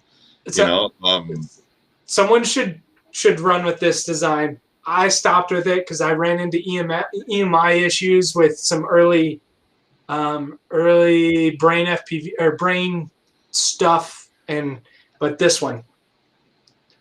Oh wow! This is a vertical frame. It's like completely vertical. Like there's you've got the top plate and the side. Yeah, the top plate and the freaking bottom plate are the only freaking horizontal thing. That's badass, dude. Yeah, here's a fun piece there. This one slides in the rear. Oh, but hey, whoa. Children are watching. This is a family show, man. Children are watching. No, but this was an interesting design that I played with for the longest time. Worked well. It's like, and then like this is right after Bob Rugi was kind of playing with some vertical frames, and then he just like unintentionally squashed them. And I was like, no, they can do cool things. Hey guys, so all right, so it is like 10 o'clock my time, 11 o'clock their time. So I'm figuring most people are just kind of chilling out for the evening, getting ready to go to bed and whatnot. If you guys can share and get this stream up to 30 views right now, I have that Shredder 10-inch I'm going to give away. And I will give away 2 gang stickers. No. I think I'm going to go bigger than that, Dan. Stop offering up my stuff. Well, I'll give away that frame, and I'll give away one more frame to be determined when the numbers get higher here. So I'll be giving away 2 frames tonight. So let's see if we can get the streams up to 30, guys. Share them around. Share to some of the obscure groups and stuff like that. I shared it on my page, but I didn't post any groups because I feel like Dan and I spam a little bit. But yeah, so we'll do that. Dan, and I think Dan was talking about something he had in the works. I'm not sure where he went with that or is with that, but what are you yakking about? Your whoop? You've been soldering? Oh, I'm working on the Skya, but I just soldered up and got it all working. The Racer X that Matty Blunts gave me. Nice. I like the pink. Yeah, bright Matty Blunts pink. So it's gonna be fun. It's gonna run 5S or 6S. I haven't decided. That new 6S battery might come in handy. Do it. Give it a go. I'm going to look at some. So you guys chit chat for a bit. I'm going to be silently off screen, being a little rude, but I'm going to look at some of my FPV footage from yesterday. Okay, fine. Be that way. Well, no, because I want to see if I got the drop, the Skya power loop drop on my FPV footage. So that would, because I'm really interested to see. Because it pulled the good old JFK roll, the back and to the left. Oop, and volume down. 14.86. Yeah, okay. Yeah, so this is a 4S run, so this could be the one. And there it is. Oh, I did get it. Nice. All right. So, put that up. So let me share. I forgot. Thank you, Troy. Thank you for sharing, Troy. I saw that. Jules says, "What woot woot?" Yep, Jules and how Jewel. We watched your video at the start of the show, buddy. You missed it. Your little 6S nemesis with the freaking GoPro. Yeah. Video share screen. There we go. Hey, all right, Dominic. I definitely want to. It's like so. Watch my voltage. Okay. This is at the start of the flight with a 4S 650 G&B. This one was actually at storage voltage, so but it hadn't been used in probably 5 months. That's a very creative name you've named your. Yeah, I thought I put the Skya. I must not have hit the save button. I mean, everything's in the right position. Maybe, I don't know. Anyway, so this is me kind of taking off, and I just kind of, give it a little nice flowy turn, and then let's go power. Oh, did you notice the voltage right off the bat, though? Whoa, there it is. 16.6 to 15.1, just off that little pop-up off. Yeah. All right. Oh, no. Just off hovering, too. That's always what? fun. Did I see 11? There is 11.9. Now, did y'all see how high this I was one up goes there? to 11, everybody. You guys, now, how high do you? I say 30 to 50 feet. I'm a horrible estimate of height, but I would say I was probably at least 30 to 50 probably feet. About 50 feet. You're over those trees, so. But that took a hit to the ground. Now, granted, it's grass, but this is Texas, so it's very hard grass because we haven't had any rain in a while. But not a freaking scratch on that damn Skya. Nice. And that little red flashing light in the right-hand corner up here, that means I have it on the run cam as run cam split. That's my little recording light that I didn't even notice. Nice. But yeah, so that was fun. Hey, Dominic, what size is your two new H7s? Super curious. I love your stuff. They're really cool. Who's that? Dominic. He says he's working on two new H7 FCs. Yeah, nice. He was telling me all about it. Oh, Matt's still big. Sorry. He was telling me all about it last week, I think. He told Matt and I that he might send us an FC to fiddle with and give him some feedback on. So that's cool. Hopefully I can sort of get a deeper understanding of what nice. he's been working on. But yeah, he's a great guy, and he knows his stuff when it comes to flight controllers and programming. That's and I'm gonna. I was like, we were talking. I want to send him some frames for him to fiddle with. Yeah, well, and show off. Like all this happened like right before he went in the hospital. So yeah. But yep, Emu Flight FC official H7 cool. Emu Flight FC, guys. Yeah.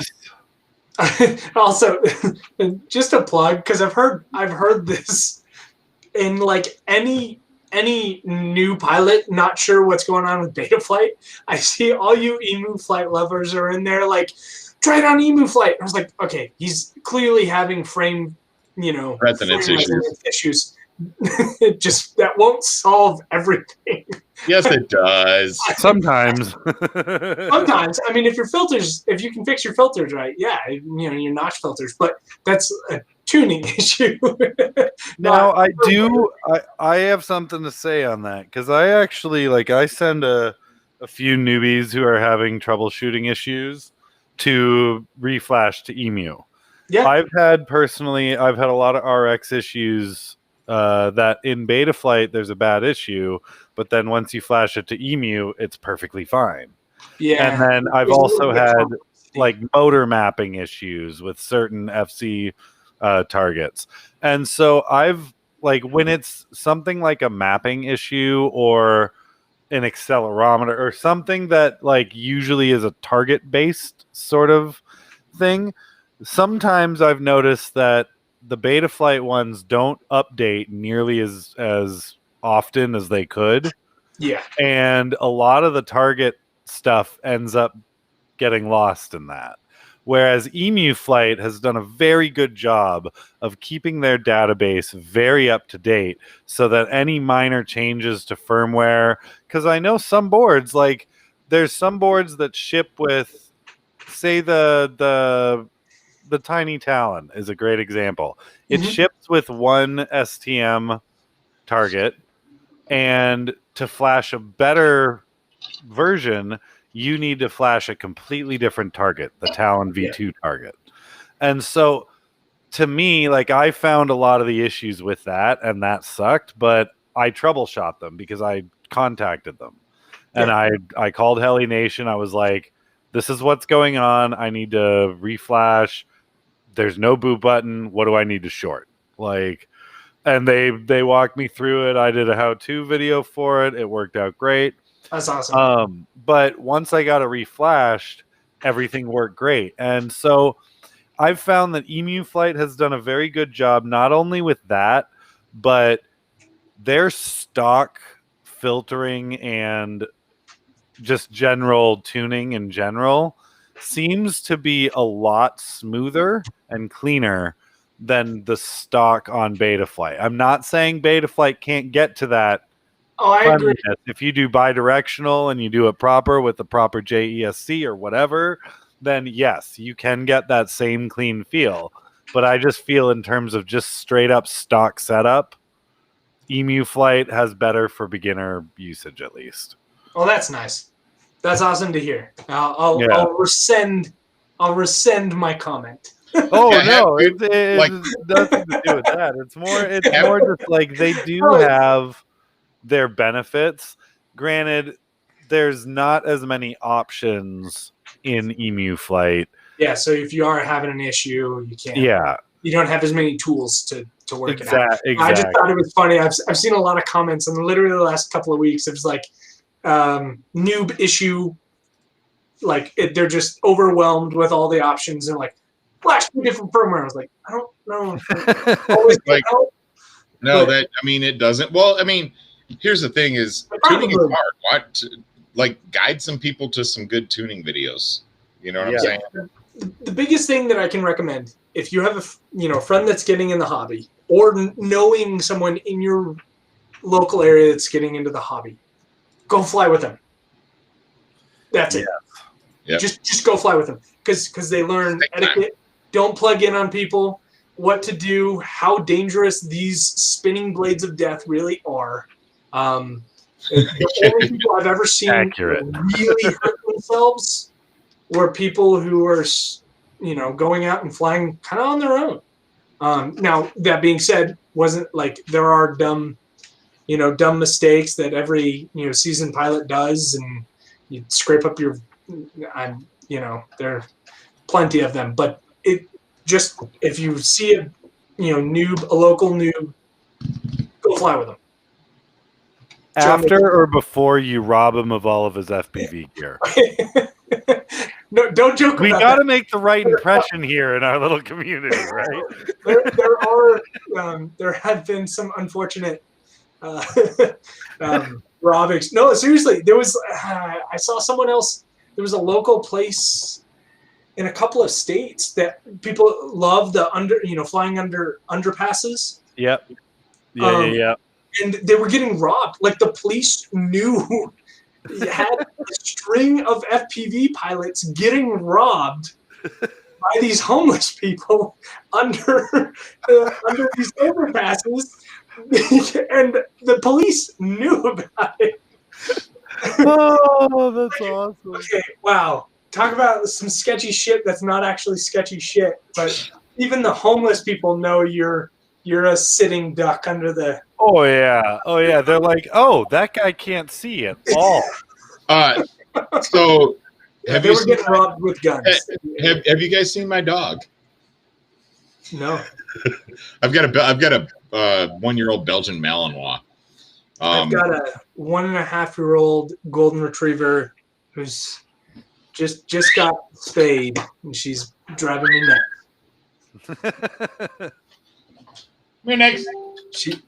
Nix usually pops in the show when she gets bored, because if we're on live stream for too long, so she'll come up and jump on my lap and start biting at me. Exactly what Bailey was just doing. Ready? Come on. Come here. Come say hi. Come. Yeah, Aaron, they might run out. I wore her out. I was playing fetch with her for 40 minutes before the stream, and she came inside and she drank a lot of water really fast and then got sick, so she's probably not feeling very well right now. Come here. Let me say hi. Come on. Up, up. Yeah. So this is my guard dog. I'm not sure if I was a homeless person. But all the homeless people need to do is throw a piece of TPU at her. So this is Nix. If in case you guys have been watching the stream for a while, you've seen her. She jumps up and she's a very large. Well, she will be a very large dog. She's gonna fill out a little bit more, but she's a little rambunctious. So this is the reason I can't have nice things. For all of you that were wondering. Accurate. Yeah, it's like when she was a pup, if I had any quad that was down on the ground, the TPU parts were gone. Like I literally went to a race one day and she had chewed, like I didn't even notice I had all my quads on my backpack when my backpack was sitting on the ground. And I went to go to a race and I didn't, like I showed up with 3 turtle mode fins that were chewed down to about like this. I was like, God dang it. Yeah, and I didn't have any spares. So. What was That's that? what Bailey likes. I have a stack of frisbee golf frisbees that if my closet door is open in my office, she'll go straight for them. Yeah. So yeah, anything like kind of squishy, I can see. Well, that. I made her. I've actually 3D printed her some dog chews that were like Kong toys, but better, and they lasted longer than most of the other stuff that I've bought. I do have one Kong toy that's super durable, but I think it's under a couch somewhere right now. I haven't seen in a while. Yeah. But she'll come up and you guys will see me like going like this. Awesome things. She brings me little things and sets them on my lap for me, and I'll just toss them over my shoulder. She will play fetch with anything. If you look on my Facebook page, I had a picture today. She literally brought me a piece of plastic like this big and was barking at me to throw it. And I'm like, really? So we played catch with that tiny little piece of plastic for about 10 minutes. It was ridiculous. That's awesome. Yeah, she's super smart. I freaking caught her in the backyard. I actually have to I had to put a board in the crook of a branch that's about 6 feet off tree that's about 6 feet off the ground, because I've caught her up in the tree 3 times with their hind paws in the crook of the branch trying to get at the squirrels that are higher up in the tree. Yeah, they climb trees really well. Yeah, so my fiance's uncle has one, and I've watched that dog literally scurry up. It's 25 feet up in the tree. Yeah, I've got a gate at the bottom of my stairs to keep her from going upstairs, because if I'm working in the garage, that's like I can't hear anything that's going on except her paws thumping on the roof above me.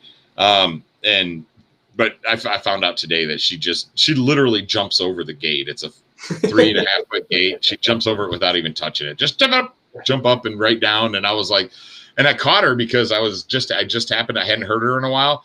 And I've got security cams through the house. So I checked this security cam, and just in time to watch her at the top of the stairs. I could see her head over the side rails that we've got down the steps. And she just jumped, didn't even touch it. And I was like, what the hell? And I went out there, and she's like looking at me all guilty and wide eyed. And I'm like, oh man. I like that. Well, with the bench mascots that everyone has, it looks like we got a ball python. Colton's got a ball python that chills with him when he builds. Nice. And Mr. Crowley's got a rabbit. I've got a 2-foot bearded dragon in my bedroom there. Hey, whoa. Kid show, Dan. Come on. Kid show, family show.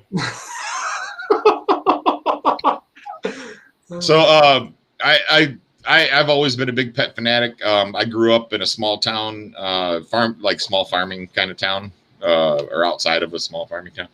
But it was pretty small, and my best friend, his dad, actually raised ball pythons. He raised boas. He raised rabbits to feed to the pet stores in town, rabbits and rats. And he also had pretty much every kind of lizard. The first time I spent the night at Bobby's house, we were playing with his boas, and his 9-foot boa. I didn't put the top on right on the cage and didn't latch it. And I'm like sleeping in the sleeping bag on the floor of his house, right? So I wake up in the morning, first thing, I'm sleeping on my side, so my legs are kind of curled up. I wake up in the morning, kind of stretch out, and there's this freaking slimy, not slimy, but smooth scaled boa in the bottom of my sleeping bag. And you. Sleeping bag so fast. In the bottom that was so it creeped me out a little bit.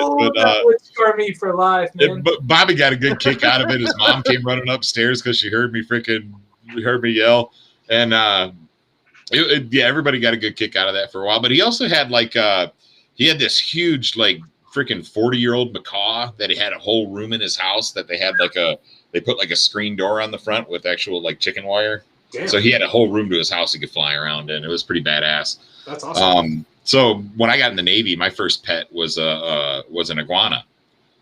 And I literally got the iguana. He was this big, super, super tiny. And then I got him, and then I liked having the lizard so much. I actually would take him to the beach with me. I used to play volleyball a lot. I was actually played in some tournaments and stuff, like sand volleyball tournaments and stuff. But I used to be big into volleyball, and I'd take him to the beach with me, and I'd tie his little leash to underneath the picnic table right where I set my bag. And he would just chill out in the sand. He'd move from the sun to the shade and just chill out in the sand the whole day while we were there. And then after I had him for about a year, I picked up a tegu. I don't know if you guys have ever seen a tegu before, but I picked up a black and white tegu thinking it was a dwarf tegu. And man, that sucker, by a year, he was as big along as my forearm and big around too. And he ate live feed. So he started out with crickets, but then he would he would start eating pinkies and then mice and then rats, like full grown rats. By the time he passed away, he was his body. He was probably as big around as my upper arm. He would sit on my shoulder with his front paws here and his back claws here. And dude, he was gigantic. He could put my fist in his mouth. It was gigantic. Like he was eating full size. Family show. But yeah, mine would eat. I had a buddy that raised rats, large rats for pet stores to sell as pets and feeders, and so I got a good deal on getting rats for him. So but they will eat rabbits once they're full grown, and but I used to take him to the beach with me too, and it was they actually Virginia Beach right now. You guys walk down to Virginia Beach and you see the no exotic pet sign. That's from me. I actually they ticketed me enough for bringing my iguanas down to the beach. There really wasn't an ordinance. They actually complained about it. Like some people, that they were scared because I had alligators on the beach and stupid shit. Like literally somebody called and said I had an alligator on the beach. So they passed a no exotic pet ordinance on the beach. So I apologize for that. But yeah, tegus are awesome, man. They're super smooth scaled, right? So it's like when you're rubbing your hands on them, it's super smooth like a boa or smooth skin snake. But yeah, I love tegus. I wish I could have another one, maybe when I get my house. Cool. But yeah, man. And then when I had kids, I ended up giving my iguana to my mother-in-law because we asked her to take care of it for us because she kept pestering us about there was that big salmonella scare, like iguanas are passing salmonella, so everybody was freaking out and about me having a baby because my iguana lived outside of a cage. He was kitty litter trained and he just walked around the house like 24/7. So yes, I kitty litter trained an iguana, you guys. But that's dedication. I'm impressed with that. You can end the story right there. Winner of the night. My iguana was really cool around me and my son and my wife or ex-wife, but didn't like the cat so much, and he had a hell of a tail. So it would whoop the shit out of the cat anytime a cat would come anywhere near it. But I tell you what, that iguana, like literally, when we lived in the ghetto when I was in the Navy, that was one of the things that kept people from breaking into my house because it like scared of your iguana. Really, dude, I seriously, I brought a friend inside of my house, and he literally jumped up on the back of the chair that I had sitting by the door. And he goes, "Oh shit!" He goes, "What the hell? No, put that shit away. I ain't coming in the freaking." And then he's like, "I'm like, look, dude." I said, "My iguana's not going anywhere. He roams around the house. He's freaking." He goes, "Hell no!" And he sat down. I ended up talking, and he sat down, and then the iguana crawled up on the couch, like right behind his head, and started looking, kind of cocked his head like this, looking at him, and he started freaking out, and he left. But it's hilarious. Some people are afraid of some silly stuff. But I've had pet rats. I've had ferrets. Were the most fun pet that I've had. I've had 4 ferrets. I currently only have a dog right now. So, and a son. Zach's a menace too, right? No, Zach's actually pretty cool.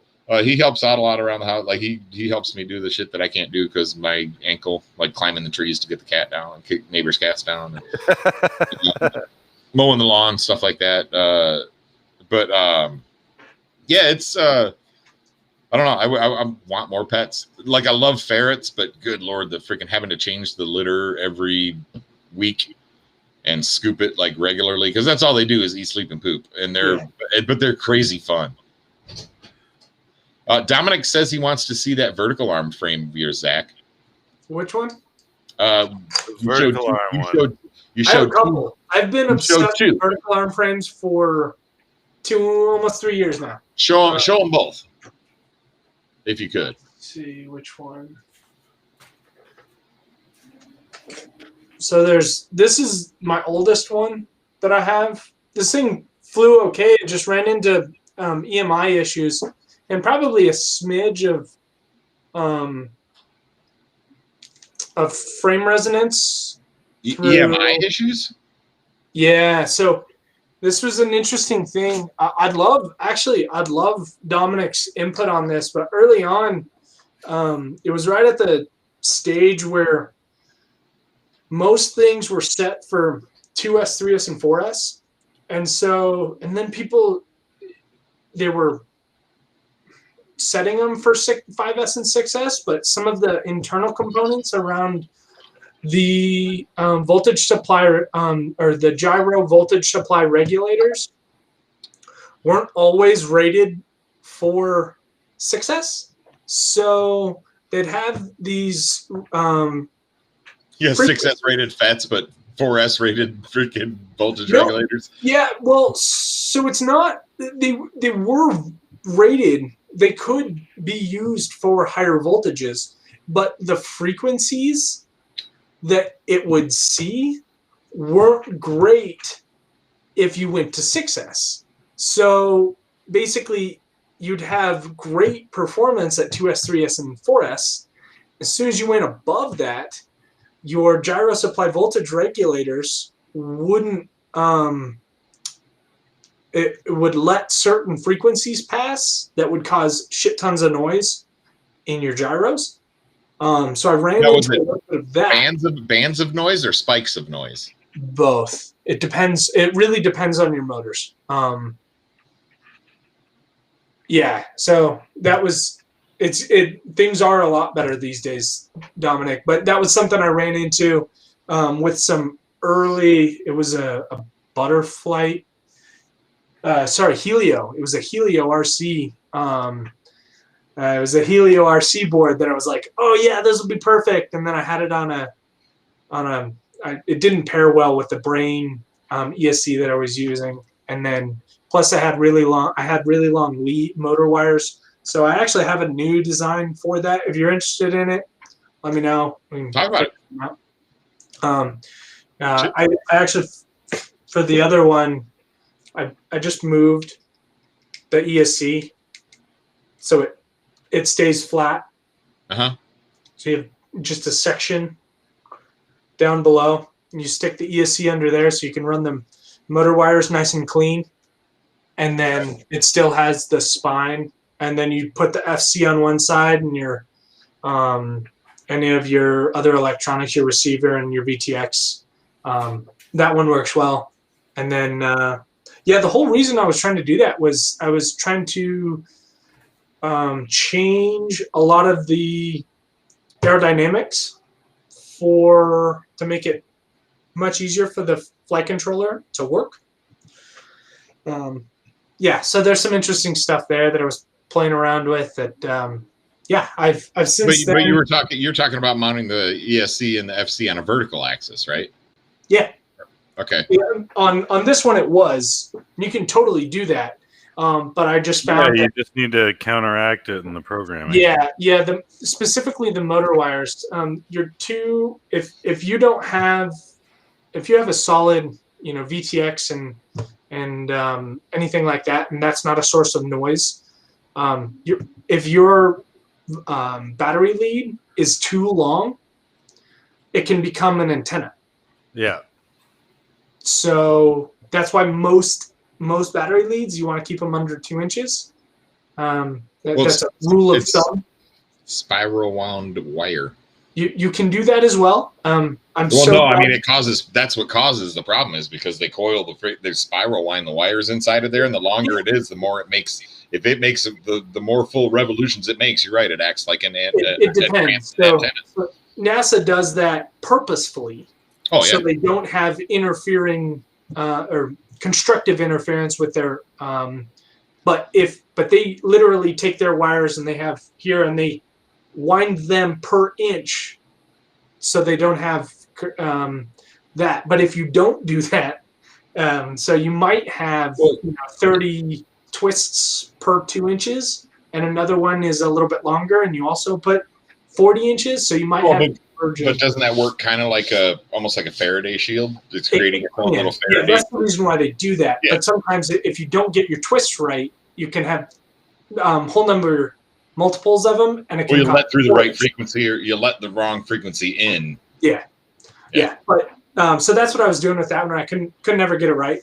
flew great on 4S.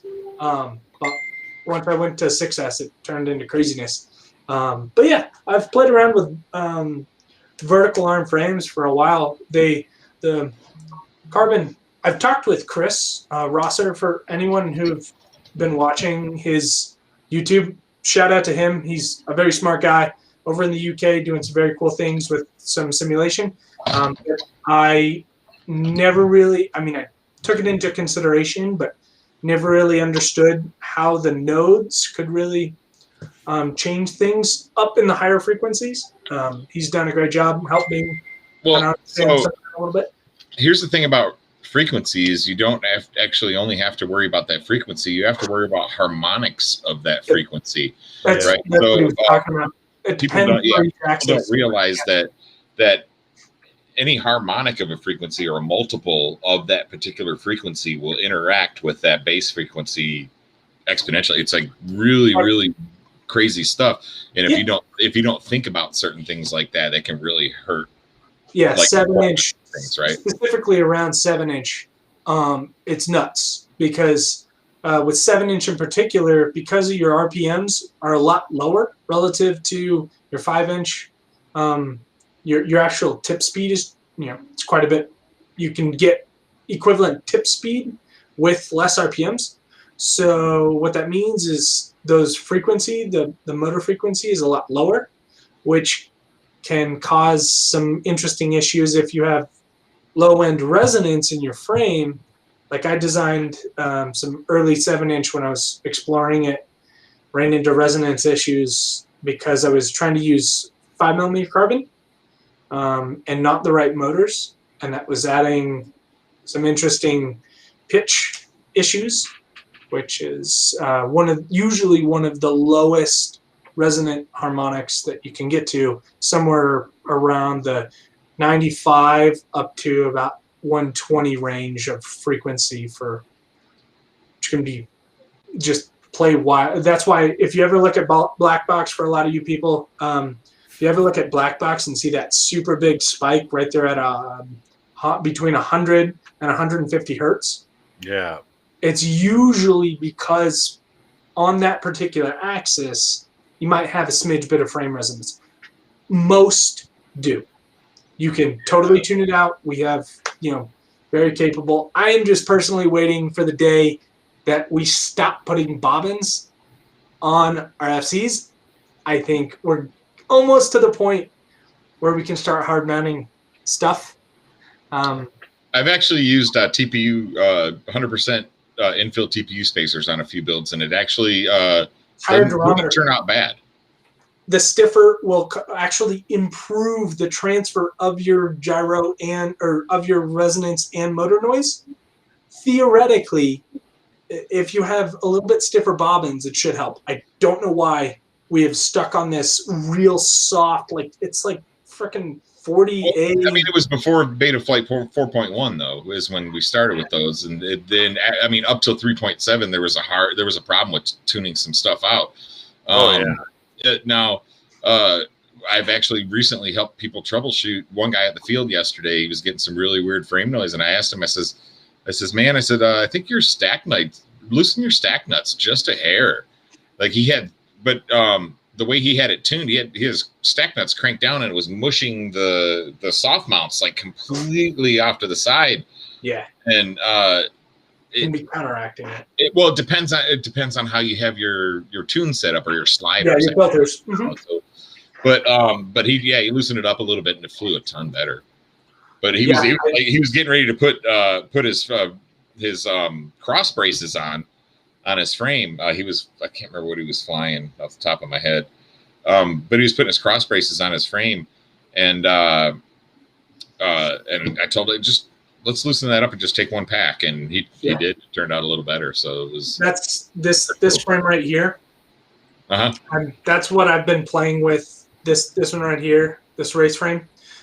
Racers tend to fly in a little bit higher RPMs. So the resonance frequencies are a little bit different than freestyle, but we still design them like freestyle on average. So I've been playing with a little bit stiffer frame, at least in certain axes and So frequencies. now are you playing race frame, freestyle frames? I've done them all. I have a couple of, with that hybrid arm construction. I have this one. I can fly this one on stock. When I first test flew it, it has 2450 kV 2008 motors on it on 6S. I flew that on stock with this frame because it's a lot stiffer and its resonant frequencies are about 100 hertz higher than your average. So it changed how you can tune your quad. Okay. Made it much easier. The envelope opens if you can shift, unless you tend to, your motor resonance is in a different place, but that really depends on. Now, when I was building it started at the beginning of building, I read some things from RC forums about people with RC trucks and running the 6S RC trucks, particularly braiding their motor wires to try to reduce some of that as well. And now this is going to start an argument because a lot of people say braiding your motor wires is bad. Some people say braiding your motor wires is good. So it really depends on your frequencies, and not many people have enough of that high level EE knowledge to know if their frequency, their twists for their braided wires are helping or hurting. Well, I don't know. I mean, most motor wires that I have are multi-strand, but they're not twisted, or that I've noticed. Well, you've seen my builds, Matt, and you know that I'm a braider. So I've done. Well, I mean, I used to braid all the time. Like, matter of fact, I was going to show you guys this. This is the micro that got me into small quads. Yeah, and this was a heavy bastard. Matter of fact, it's got I have 1507, the notchiest motors in the world.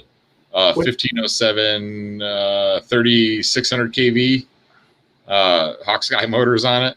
Like, they are literally the notchiest. The notchiest I've ever flown with were the Taycan.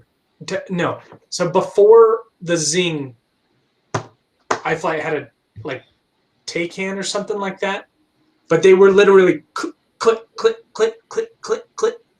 Yeah, well, that's what I mean. Literally, this one here, you can. Yeah. Oh yeah, totally. It probably has the same internals.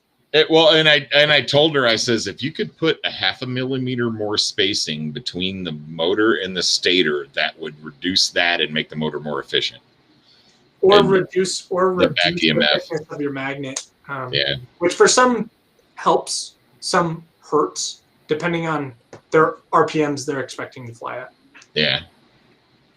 But yeah. Oh, you just said hertz. That's a resonance joke. Well, my biggest concern as being a guy that fiddles with motors and things is that our design is completely inefficient for the way that the magnetic fields cross. Like, the perpendicular magnetic fields are ideal for flying. If we can't create a perpendicular magnetic field because we're like this instead of like I mean, we're never going to get the most efficient motor. So yeah, it's there's some interesting stuff around that. There are different types of motor constructions, but the problem that I've run into is you can't. It's very, very expensive. The reason why you don't see very many manufacturers playing around with a whole lot of new topology, so the actual like stator core design, is because it's like up to 10 grand for just the stamp to cut the laminations out of the high silica steel that they use. So that's an expensive component. Plus you have the mold for producing the lamination. So it's just a cost of entry, a high cost of entry for innovation. And I would love to see interesting, like, does it make sense? Can you make a stator that's not electric steel? And what's the difference if you made the exact same motor out of a stator with electric steel? And I know it has a higher it all depends on how well that magnetic field flows through that. But I would just love to see, like, is there an advantage that you can change for our needs, right? Because so you're talking about, instead of silica steel, making say high nickel steel, because it might be cheaper for just the stamp. It might be cheaper to produce the stator or less costly materials. I've thought about this, but I haven't had an opportunity to talk to anyone who knows both the, what's the cost advantage. I just haven't seen any data or white papers to know, okay, this might be a real thing to help spur innovation. So we know, okay, with this particular stator core design, because a lot of people talk about the volumetric comparison, but not many people know that every stator is usually different. The actual stator thickness, the poles can be anywhere from 0.5 millimeters or 0.4 millimeters to almost a millimeter wide, which changes the actual stator volume that you actually have. So I hear a lot of people use the very general cylindrical volumetric calculation, but that's incorrect, because you have wire, multi-stranded wire, single-stranded wire, and different volumetric fill rates or fill calculations for each of those. And so it's just like, it's a very complex. I love breaking it down into simple things, but for this particular one, I don't know if you can simplify it. I think you need to dig into the complexities so we can identify a better curve. I've used 18%. Hey, if you're using a prop size, your motor stator should be at least or a minimum 18% if you're doing freestyle. Yeah. So, you and I need to talk more about that later. I can go on this because it's such seriously, because I have, like, if we can work up a design to hand to somebody, I have somebody that'll make them. And they have the tooling to do it. So we definitely it's costly. The stator costs so the investment costs for stators is expensive. Well, motor winding machines themselves, you have to find different size motor winding machines for each size of motor that you get, and those aren't cheap either. Retooling that is all an investment. So if I wanted this motor to be a thing specifically for 2.5 inch and 2 inch, the 0903s or the 0904s. Yeah, I would love those. AOK was the first to produce them, but they are a very select thing. And they made the bell so massive, you can actually get 1102s and 1202s that are lighter. So, such a A-OK, I have something for you. Check this out. Did you ever see their 1103 15,000 kV? No, but it sounds like something that I would play with on 2S. Oh, dude. So these are actually very, very interesting motors. And Ryan, Harrell, and I went on for about 40 minutes on these specific motors. Not because they're like super amazing motors or anything. Because I'd say they're highly mediocre at best. How is the efficiency?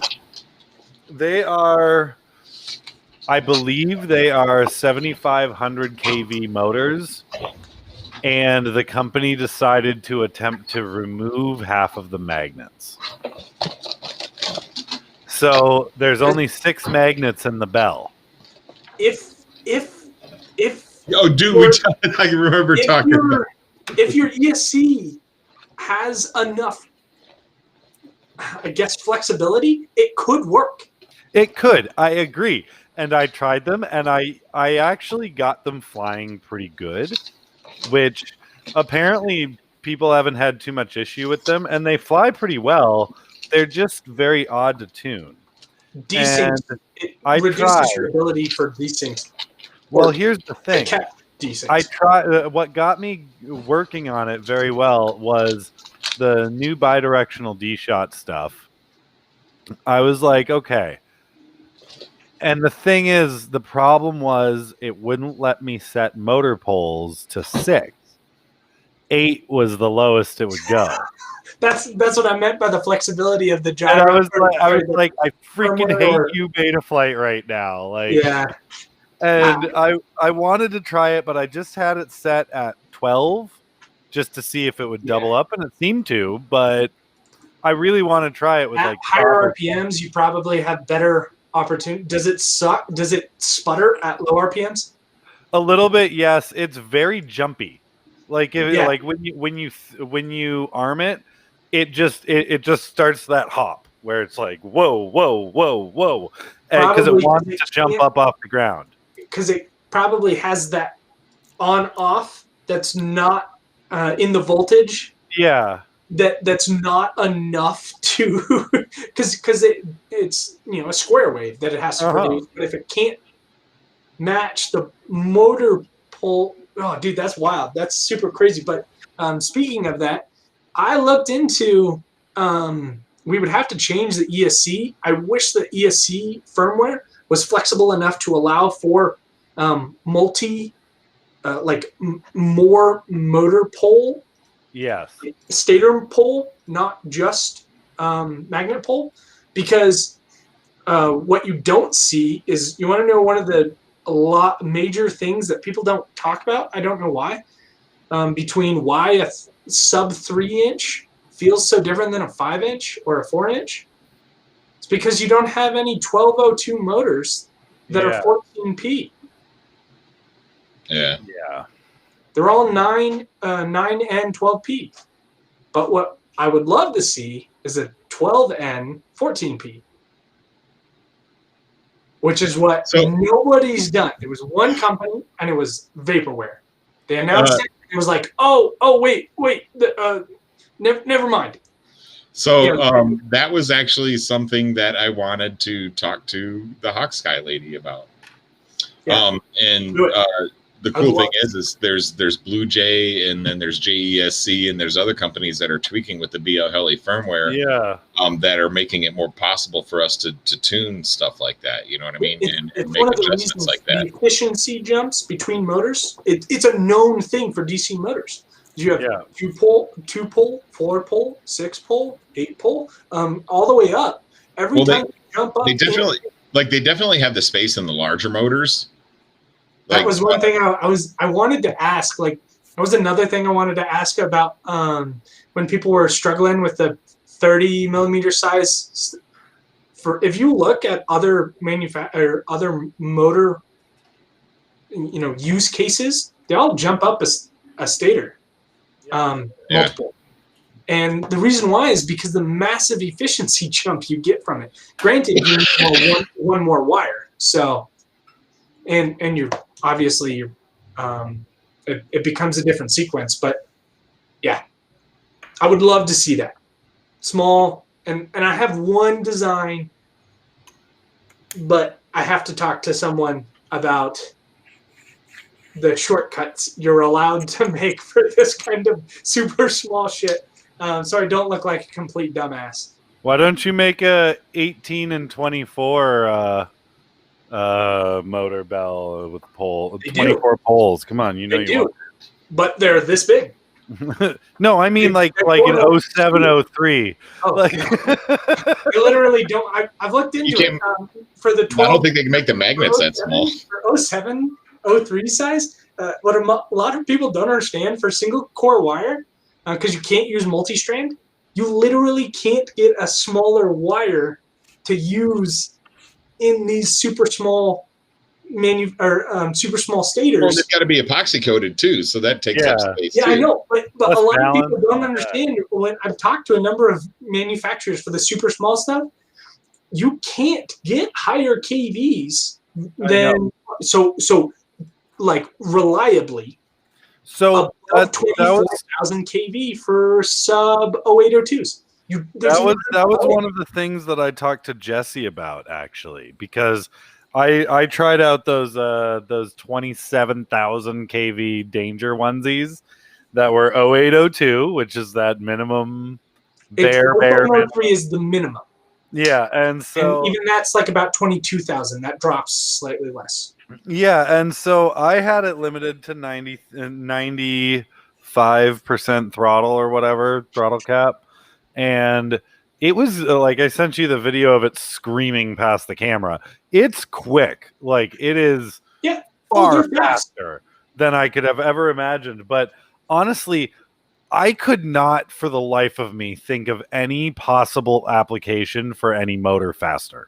Yeah, no, and don't get me wrong, you can make a motor that has that high a kV. It is the repeatability and reliability that you will get something within 20%. Yeah, exactly. What's up, Kim? Kim Fuse, how you doing? Yeah, and that's another thing. Like, and it gets to that point with a motor so small, what would the usability be anyways? Like, because it's not even in terms of you're talking to two guys who design quads though. Yeah, well, I've been playing with Hangin. So sidestep. I don't fly wings. I love to design things that fly. Yes. I have 2 designs for fixed wing sub 14-inch, like one's a 13-inch, like 3D printable wing. Nice. That's for micro EDFs that you use quad brushless setups on. Because the props that I design, do you guys want to see one of them? One of them's pretty wild. Check this out, Zach. What's that? So I came across these on Ollie. Oh, dude, that's awesome. Okay. They were 2 for 24. 2 for 24. I need one because 1, I got to practice, and 2, I want to change how construction. I don't want to use. Look, it's got the tiny cowl that comes with it, and it comes with magnets to glue it down. Oh, so dude, this is blowing my mind. This is like, okay. You guys are gonna dig this. I've been looking for this for like ages, dude, and I just happened to come across it on Ollie, and I was like, what? That's $24 for 2 of them? I was like, yes! Because I do need to build it, though. There's a but yeah, I have a couple of designs. One I was working on for a little bit just recently. It's called the Kingfish. I don't know if any of you are wing guys, but this one's kind of interesting. Here, I'll share my screen real quick. Kim Fuse just got a Nemesis Micro, and she says it's now by far her favorite quad out of her over 15. I love that, Kim. I was hoping you were gonna like it, but yeah, dude, that quad is so much fun. I'm really like it fills a niche in micro quads, in my opinion. She's been messaging me and showing me pictures and all that of her and Ian just sitting there at home with the goggles on, fighting over the Nemesis and being like, no, I want to fly it. No, I want to fly it. That's freaking awesome. I love that. Is this what you're sharing here? Yeah. Yeah, so this will eventually fit 31 millimeter props. Nice. Right in here. This is based off of a precursor plane to the SR-71 Nighthawk. Nice. Yeah. It looks kind of closer to the Blackbird. It looks closer to the Blackbird. Yeah. No, that's. Yeah, you're right. You're right. It looks like. So Zach, is that the Aurora? No, it's literally called the Kingfish. Like I stole the name. Okay. It's called the Kingfish. It's badass. Because that looks a lot like the Aurora. Except the Aurora's got a rounded front instead of squared off front. Yeah, I want to basically what I have going on in the back here is I want to put 3D vectoring on it to really play with things. But I'll show you one more that's kind of fun. This is. I love that you use Fusion. That's my go-to as well. Oh, I like it because it's cheaper. Was SolidWorks for a long time, but if you want to understand top-down design methodology, go to Fusion. I was using it for my that's badass too, by the way. But I was using it on the hobbyist license for a while, and then they took the hobbyist license away, and it was like, oh, look at that! And I was like, everybody was like, well, you're paying for it. I was like, well, God. how can I not? You just hit the Star Trek part of my heart, man. Okay, you guys understand how cool? Like, if you want Klingon, that's the Klingons. If you want I am a huge swept wing fan. Quad or fast maneuverable wing, make it a forward swept wings. Dude, I love forward swept wings. I'm a huge fan. For maneuverability, it doesn't. It's not great for now. Swept back is better for speed. Swept forward is better for maneuverability. Because it is naturally unstable. Yeah. So you will have to have a gyro on this. This one I've had built. I've had the Dart built for a while, but I have yet to maiden it. Yeah, the Dart it comes with it basically allows you. Why forward swept wings are so cool for model aircraft is because the aerodynamics, the Reynolds numbers, don't go high enough to cause the negative side that you see in jets. Why you don't see them, because but what makes it so cool is it will at ridiculous high stall angles, you won't have your you won't lose your aileron issues that you typically do with other swept-back. Yeah. Because you don't lose, or you don't have your separation occur at the tips before the body. Dominic says, let me know if you have any ideas for wing FCs or FC ESCs. Well, and with the forward swept, you don't need the curved tips on the end either that you would normally put into a rear side normal. Yeah, because you're because it draws that air into the body, which is also why I wanted to go. So Dominic says, let me know if you have any ideas for wing FCs or FC-ESC combos. Dominic, here's all of that internals there. So if you wanted to see that, I'm eventually going to make this a separate part. Yeah. So you can run it with or without. But yeah, I've been playing with this design for a minute because they're just a lot of fun.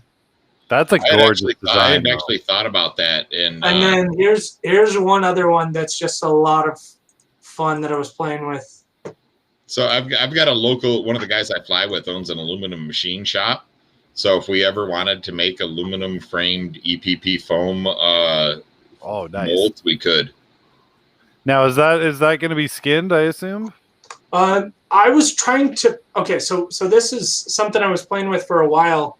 Both of these were, the whole point of them was so that you can. I want it made out of carbon. The base, because right now planes, especially real small planes like this, you crash them once and you have 16, 17, 35 hours into these little tiny wooden frames, and I was like, why? Yeah. Make the damn thing out of carbon and then just vacuum form the top and the bottom. Done. Dom says where to put the USB connector is one of the biggest issues for wing FC designs. Interesting. Yeah, I wouldn't. I would do it on the side personally. What I might do, I would have a vertical FC. Yeah, one thought that I was having is, you know how most Whoop boards have the vertically down USB? I'm trying to get Kelvin to not do that. I know. I'm thinking more for the wing design. If you're going a vertical piece, wouldn't it make sense to have it much like the current Whoop AIOs that you solder wires to instead of the pin connectors? Wouldn't it make more sense to have it on the side like that, pointing up towards where you pull the canopy off? I would personally have it facing away, like towards the rear, at an angle. But yeah, Dominic, because I appreciate you as a designer, you do good things. I'm gonna drop something really cool. Don't make a vertical USB connector. Don't hard mount it to the board. Wire it. What? That's a mind-blowing one. that would That's be it. That's the one. That's one you get. That's it. That's all. There's nothing else. When you say wire it, are you saying like I don't know. ribbon cable? That's why I said it the way I said it. Well, I mean, to be honest, if you put the right connector on it, you can have removable removable USB. I mean, it doesn't need to be fixed. Yeah, true. Doesn't need to be fixed. So, Matt, on another note. Ooh, that looks great. I like that. She's going beepy beepy boop boop and making noises, and no, there was not any fire yet. Awesome. No smoke. I have confidence in my builds. I have yet to use a smoke stopper. Oh, snaps. And then I got the Racer X and the Nemesis all ESC'd up as well. Nice. All right. Now on to finding receivers and cameras and VTXs and stuff for them. Yeah, if there was another thing that I would do for especially wings, it would be really, really cool to have a PCB that you can solder your ESC directly to. So is this something I know APD made a couple. Not for wings, I know. But yeah. But here's the reasoning why is it would be really, really cool because wings can get you're punching at high amps, so your ESCs actually get beat harder than some flight controller or FPV quad stuff. But I would love to see here's your gyro and FC. Solder your ESCs like this, straight up and down. I would love to see just like a solder pin, just so that way you can get better airflow. Yeah. I would love to see if PCBs could mount, I'm not going to do, got to keep it PG. Yeah. So double A is a little overwhelmed right now. He's like, man, I don't know if I can handle more info. Holy, the knowledge that has been dropped. So so the next time we have Zach back on, we've got to have Ryan Harrell on at the same time. When we had Ryan, he's been one of those people that I appreciate what he's done. He is, like there are a few people that throughout the hobby they just open a new door and everyone's like, yeah. Yeah, that's basically. And here's the thing. He keeps doing it too because he's been, and that's the thing. Like he's still designing this the Xylo frames and stuff for Luminar, and doing a fantastic job at it. You know what I mean? So he's definitely still learning and still keeping up with all the latest stuff. So we had him and Skylar Allingham of 360 Hobbies on, and it was literally about 3 hours of just a completely other language. Yeah, just that nobody but FPV folks would understand, and it was so funny. And the entire comments were like, "Dude, my head is about to explode. How do you guys do this?" Like. I had a friend that popped in from Virginia, and her comment was, "I have no idea what you guys are talking about, but it sounds really cool." Yeah, exactly. But besides that, this is my next experiment. It's a tube. Tiny it's tube a tube with an arm piece on it. Yeah, you get so much rigidity for weight savings with carbon fiber tube arms. So another thing I wanted to mention to you, Zach, have you ever heard of quasi-isotropic carbon fiber? Yeah. So I for a little bit of background knowledge, I got my ME degree from Colorado State University, and my last 2 years at during my ME degree, I worked on a senior design project for Boeing, doing basically working with composite materials, and it was basically bonded joints for composite materials. And then I also worked with master's level classes for that was taught under the head of the material science degree.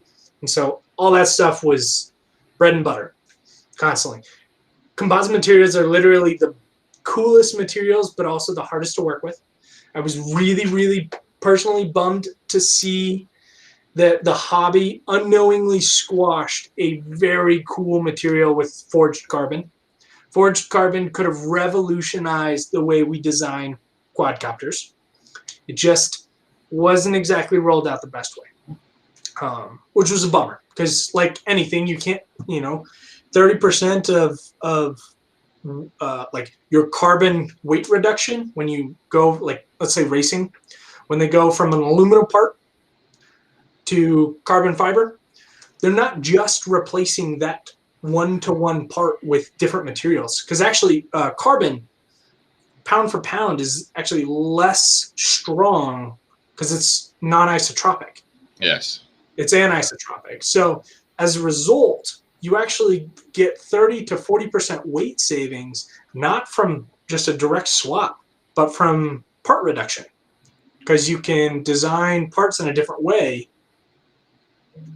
And that's usually what saves a lot of that. And then but you can also tune it in your layer ply manipulation. But yeah, quasi-isotropic materials should be required in this hobby, but it's really hard to test because not many manufacturers that I know of, that I personally know of, will supply a layup pattern for what they use their quads. And if you look at most of your thicker 3, 4, 5 millimeter carbon, 6 millimeter carbon, it usually stacks of 0.5 millimeter or 1 millimeter carbon plates, and you can't always verify what direction on the large scale that they're sitting at. So it always bums me when people, judge a carbon based on the veneer. Well, and carbon plate isn't necessarily carbon fibers in a line, and that's the weird thing, is it all depends on the manufacturing and how they're made. Yeah. But where quasi-isotropic, I like, because it's constant 45-degree weave changes, all weave layers. Yeah. Zero. So, if you're interested, I do know of a U.S. manufacturer that carries quasi-isotropic. There's two that are 30 minutes away from me, but they're just expensive. If you want to look at something I would love to try, it's called triaxial weave. It's about 20% more expensive than the standard carbon. So at least at the place that I know of.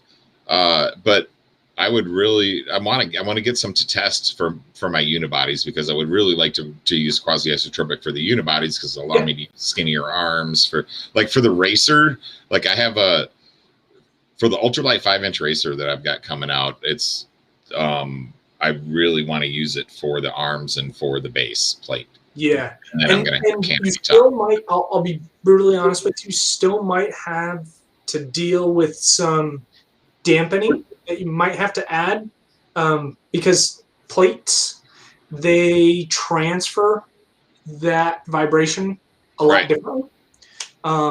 One of the issues, there were a few, but one of the issues that Armatan ran into with their plate, I thought was really cool. But what they were running into is you have to manage they used a rather large toe, which is the number of carbon fiber, single strands of carbon fiber stacked together. So if you see like 12K, 3K, 7K, 5K, it's how many are in each band that you see. Yeah, exactly. So judge it by a square.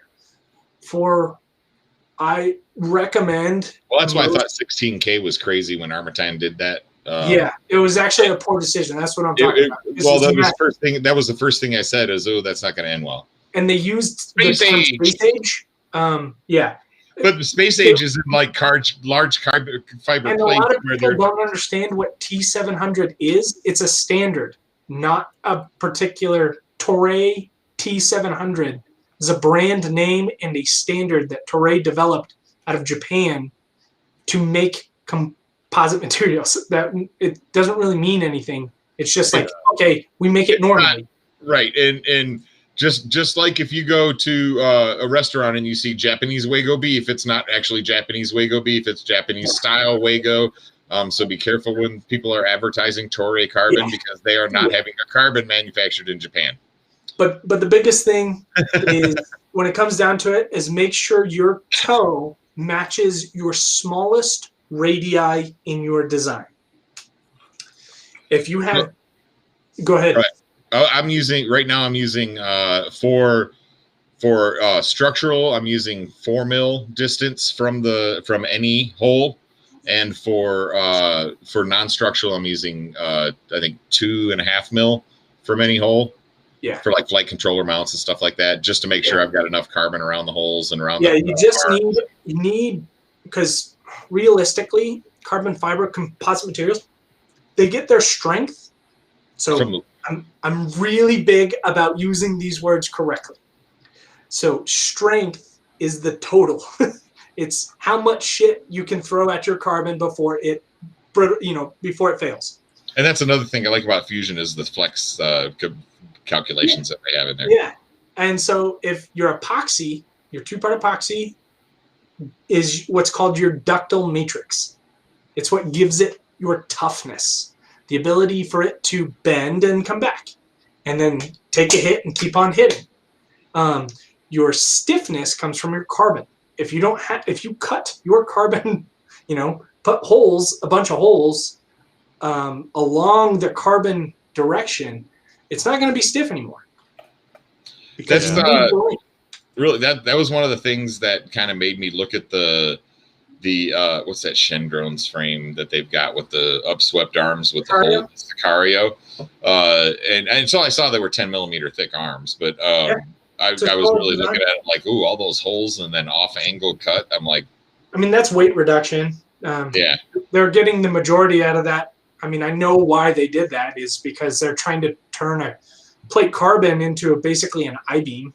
Yeah. Notice they don't go all the way to the ends, so they just have their total strength, which is also an interesting thing. That's also why they have such a large radii. It doesn't just go like this. It's a very long radii slope.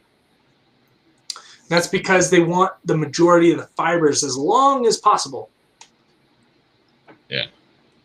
And that's like now I don't know if you noticed or not. I gotta talk to the cutter about how he cuts this.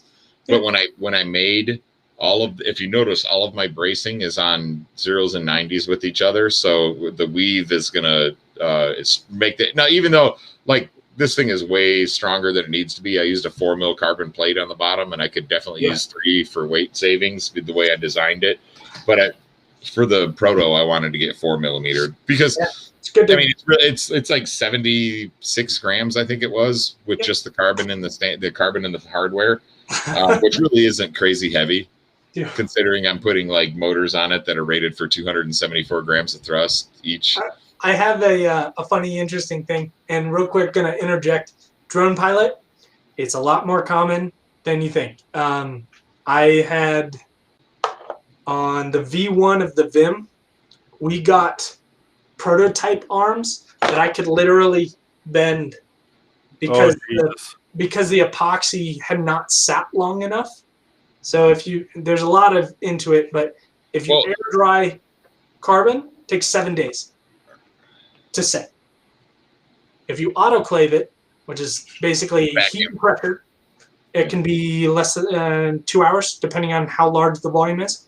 But yeah, it's a lot more common than you think. Sometimes people rush their stuff. And there's also some carbon manufacturers that they use the vacuum forming. If they don't apply the vacuum right, it doesn't pull the resin into the pores of the carbon, which you need. Yeah, and that's a different process. But I used to have a frame around here that I actually bent the arm and delaminated every strand in the plate stuck, and I could push the arm together and it would I spread out like this. Arm, so I can just go. I finally threw it away. I used to keep it around. It was an old gosh, I can't remember the name of the company, but it was based off of it looked like the Armatan Halapura, but it was a 5-inch, and I can't remember who made it off the top of my head right now. Yeah, but yeah, it was drop out. Hey, I'm glad you're learning, man. Yeah, happy to help. Reach out to me. Find me on Facebook, Zach Carrizales. I'm happy to go through this. This hobby has a lot of facets. Yes, too many. I'm not the best designer or pilot, but I know a little bit about tiny little stuff, and I've done a lot, done design. Happy to help out where I can. But yeah, I want to so and to expand on that carbon fiber thing. So the representative that I talked to at this factory, they make their own carbon there. So like you could literally have spec layer, have your own special carbon plate made. Yeah. As long as it's mirrored over to 0. Well, you could do quasi-isotropic layers, but then you could make a carbon plate layer in between every third layer, because it takes 3 layers to make a full rotation. But which is weird, right? But it comes down. There's totally doing that. But you can't get good carbon to work in the Z plane, which is this way. And you can also you can spec the number of fibers in each strand. So I could make a 2K fiber, quasi-isotropic, that would be stronger and more dense, and still have a little more flexibility. Still have a little flexibility to it, which it's something that I'm like, as this expands and depending on how the business goes, because everything that I'm making right now for the business, I'm putting right back into the business and expanding some of the things that I do. And like, I'm looking at making some motors, and, possibly working with some electronics people to have some things, done, like Dominic. I'm going to talk to Dominic and, work with him, because I think, changing FCs and the way they process information is going to be a big advantage in this industry, or as the hobby, as the hobby progresses as well. But yeah, I'm definitely, like I said, just sinking as much as I can right back into the business, expanding my stock, paying for prototypes, because, I don't make a whole lot of money on the prototypes. And a lot of times I lose money on the prototypes because, you just need to test them, right? And get out there. Yeah. It's all interesting, and there's so many facets, but you were talking about how that frame was 70 something grams. Yeah. This is a Cinewhoop that's 86. Damn. Nice. Is that carbon top around the hoops too? Oh, that's carbon verticals. I love that, dude. That's that's great. This is coming out through NewBie. This is one of the few ones, but there's some interesting things that make it kind of neat.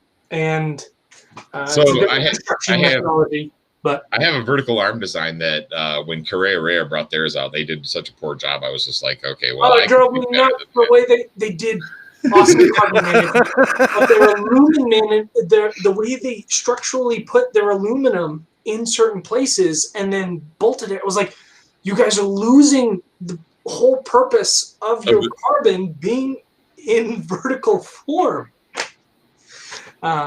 Yeah, it was really cool. A lot of people loved that frame because it flew well, but it didn't.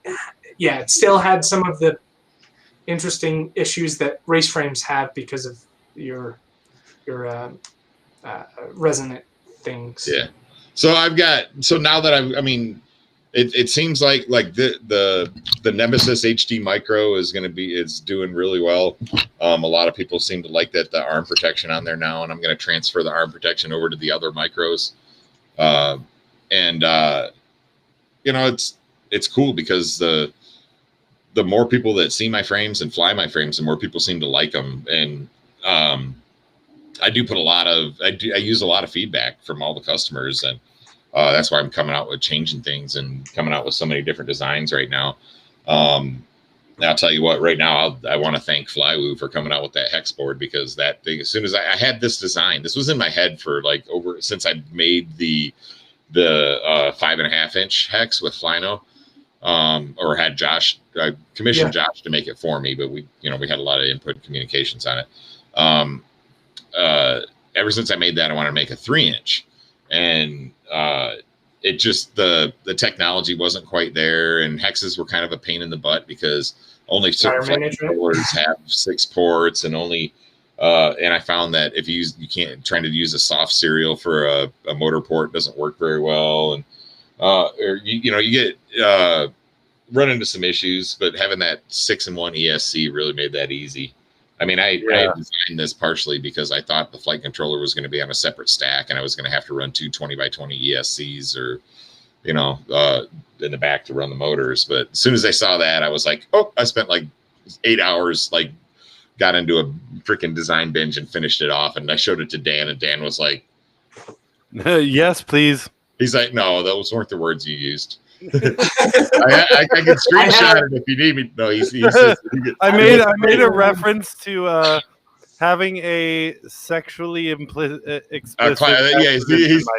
Well, to put it metaphor, I just climaxed. Yeah. So I have completed.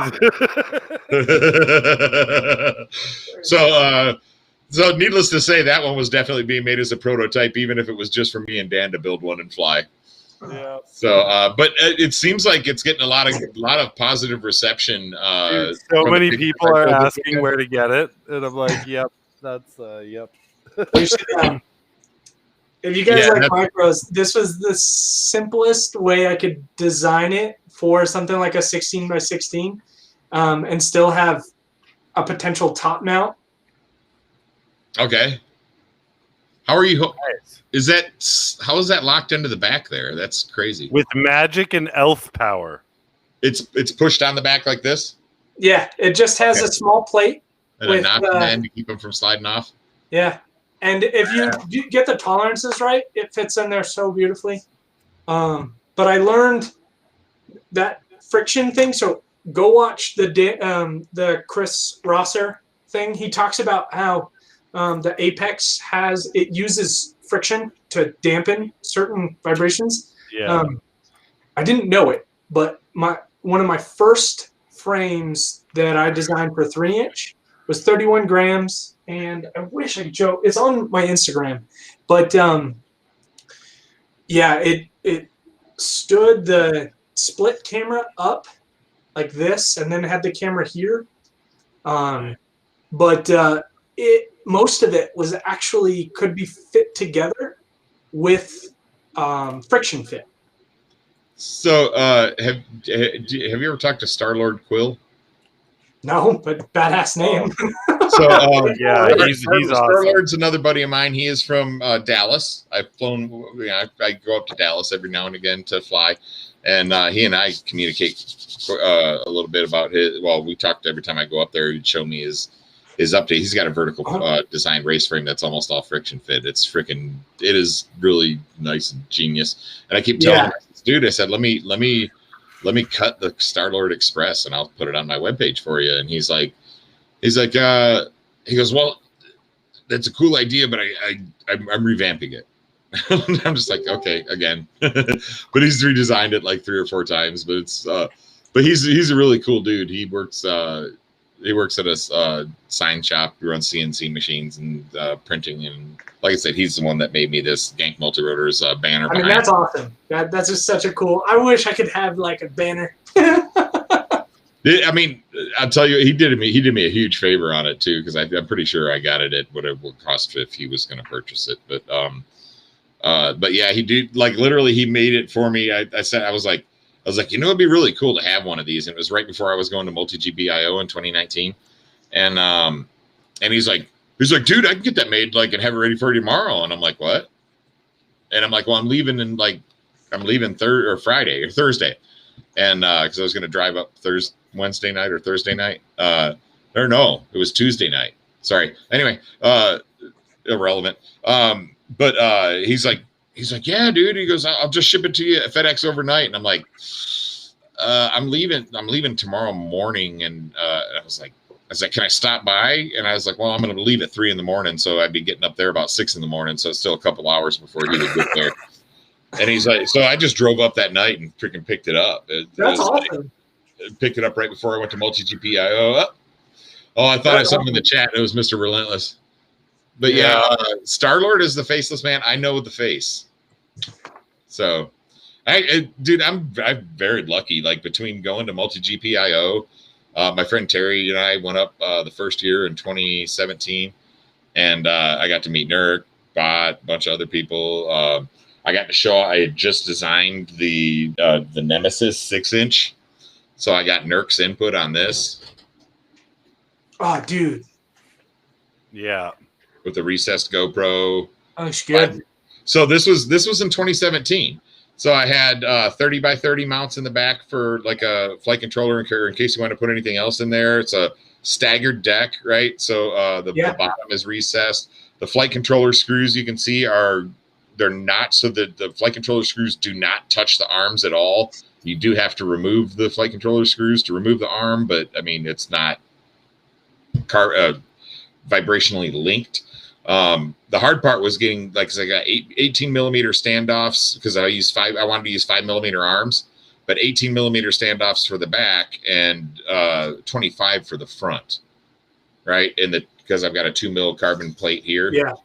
So I had to have custom standoffs made for it. But I just recently brought this one back because I had people that had seen the picture. I showed the one that I had built, and I had a couple people say they wanted them, and I'm like, yeah, why not? It'll fit a DJI Air unit. I told everybody I'm so forward thinking. It'll fit a DJI Air unit, and I designed it in 2017. It's so interesting because I did the same. This frame right, that frame right there. Exact same. I designed it like for a local guy that he wanted to sell, and I was like, sure, yeah, fine. And it fit it perfectly. I was like, dude, I looked at it because I was just sizing it up and everything, and I bought a DJI Air unit and I modeled it myself. Because I'm not, like, I have trouble trusting other people's CAD designs. I do the exact same thing. And to anyone who is in the chat, I recommend doing the same exact thing because certain people aren't great at CAD. I'll put that. But the other thing is it helps to build a model or a mock hardware library so that you can add that stuff so you can get your CG just right. And the cool part is if you have it built into your designs in Fusion, you can import it directly into another design without exporting it as an STL and bringing it in as a mesh body, because mesh body is a pain in the butt. Yeah. But that was one of the reasons of, like I said, the Vista. I downloaded fortunately, I found a Vista with an F3D, so I could open it up in Fusion and import it around. But the air unit mount I created myself, and the air unit, the camera and everything. But yeah, I placed it in there, and I was like, I thought for sure I was going to have to make it just a little bit longer or a little bit wider. And I looked and I was like, man, I've got like 2 millimeters on each side of carbon protection for it, and I only need to make 4 little bumpers on the standoff to hold it in place. And it's freaking because 18 millimeters, it's like right, just a little bit taller than what the air unit is tall. I'm like, yeah. I've already got the air holes in the bottom of it and the top. Yeah, that was for cooling. I had such a hard time. I was just like, I was just like, okay, I have to make no edits except one 3D model or 2 3D models because I got to do the DJI antenna for the back and the bumpers for the corners. And I'm like, when I designed, so I designed the Vivid, and so these have the little standoffs. I was real bummed to see that some people paid attention, some people didn't. You can move this air unit in front or back depending on whether or not you're running a GoPro, and that's what works out the CG. Because this is like 40 grams or something. Yeah, like that. It's heavy. And some people got the memo, some people didn't. But yeah, it's funny when you give most people too many options. So I made my my CG is actually when you put the battery on it, it's a little bit front heavy with the GoPro mount on it. Uh-huh. But when you put the battery on it, it really evens it out. It's like just forward of center with so with the battery and the GoPro both come on, you've got 100 gram of battery and a 50 gram of GoPro, and 150 gram battery, 150 gram GoPro, but or 50 gram GoPro, but it really makes it a freaking great flyer. Forward of center is better than backward of center. And this right here, this distance being so close, like from the center of your camera to the center of your GoPro, really makes a awesome difference as far as cinematic flying. Oh yeah, and getting your shot lined up. Yep. And so, but yeah, Colton, to answer your question, that was the one frame that I'm going to give away tonight of the Gank. Is this one? You win this. I will give away this frame right here, and I will give away the Shredder 10-inch tonight. Ooh. So. Well, it's already 12:30 my time. So. Yeah, I was going to say we should do that now because it's really late, and I think we dropped a lot of the viewers. Yeah, but, I've only got 11 now. So how about a hashtag get ganked? Hashtag get ganked, everyone.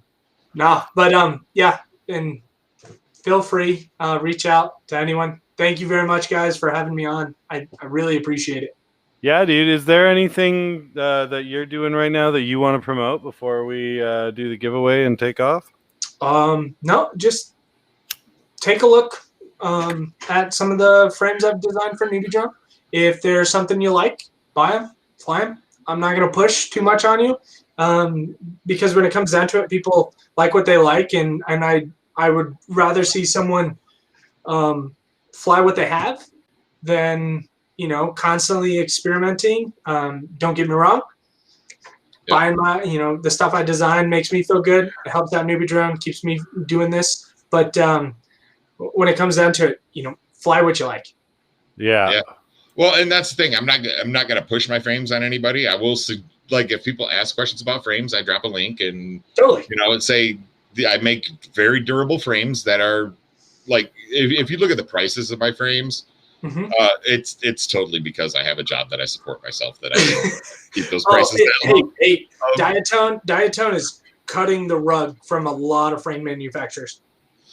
To be honest, we actually talked a couple episodes ago how TBS really screwed a lot of people with the Source One because it's such a great frame at a low price that it's really and they're not making a lot on it. They're making hardly shit on it, and it really screws a lot of frame designers, I think. I have issues with the Source One because people will whine about an perfectly good design because the manufacturer wanted to make more, the cutter or the distributor wanted to make more, a couple of dollars more, so they went with cheaper carbon, and that drives me up the wall because to me that's like. It's not being very trustful from a manufacturer standpoint of like, you guys don't know any better, so we're going to screw you. And you're going to have a shit time tuning. You're going to have a shit time flying because you're going to break an arm and you're going to come back, and it's just, that's not a great way for me personally to do business. But that's why I've worked with Newbie Drone for a long time. Granted, we've had some issues with, factory stuff. It happens. But, yeah, and when it comes down to it, we just try and be right with a lot of people, and not all manufacturers do. I'm not gonna. Yeah. Well, I mean, I will tell you guys, I crash a lot, and I build my frames to take abuse. I also build them for ease of maintenance. I sell spare parts. Like if you buy one of my freestyle frames and you buy the ready to rip kit, you really get the frame. You get all of the 3D printed parts, and you get one spare arm. That's awesome. So even though it's very tough, I know. Dude, no frame is unbreakable. I'm not that naive, and I won't lie to people like that. But I know that I build my frames tough, and they're tested tough. But shit happens. You come down on an arm a certain way, and you put all that force in one spot, it's just going to break. Yeah. But this way you have this way. Not only can you get the 3D prints in a color you want, and I don't charge it like I think I charged $15 for my whole 3D print kit, where like Brain 3D is charging like $15 and $20 for a GoPro mount. Yeah. But again, it's all just, a little bit of labor for me to start the printers and whatnot. But I really want to be able to keep people flying. I want you to be able to replace an arm on the fly out in the field, and then order some spare arms for me after you get back. Have it there in case you need it. Like whenever I order motors, I order 5 if I'm building a quad. Yeah, I started. You made me start doing that too, you asshole. Well, I'm sorry, but I mean, if you think about it, the motor evolution right now is moving so fast that really the designs don't stick around for very long, because like I've noticed my favorite motors were the iFlight 1206 6500 kV, and they stopped making them, and I wish I'd have bought 100, 50 of them before I did, because they were to me it was the perfect size and the perfect kV for same with my 1306 DYS as well. And the DYS, I have a love-hate relationship with DYS. I do too. I hate their electronics, but I love their motors. Hey Dan, will you add Dave Nelson? He said he didn't see his name on there. He's Dreadly FPV Dave.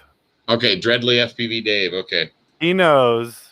Anyways, all right. So, but yeah, I mean, and like I said, I could bring them to people. Like I don't have any named pilots, and that was another thing that after talking to some of these pilots, I have the frames named after them, and seeing what the people are making by selling these $120 frames. It really almost made me sick. I mean, it really, really almost made me sick, because I'm just not a big fan of that. But we got 7 people on the wheel, so there's about a 12% chance people will win. Somebody, like, each person will win 12%, I guess, of a 10-inch frame. There you go. Sold. I was gonna say, dude, no need for a spin. Dude, you got a 1 in 10 chance of winning a frame. And you get one arm. Actually, 2 you're on the wheel right now. No, you got 2 in 10 chance, because I mean we're giving away 2 frames. So yeah. Oh, dude, damn. All right. Well, we'll spin for the shredder right now. Do you want to do shredder first or the? We'll do the shredder first. Yeah.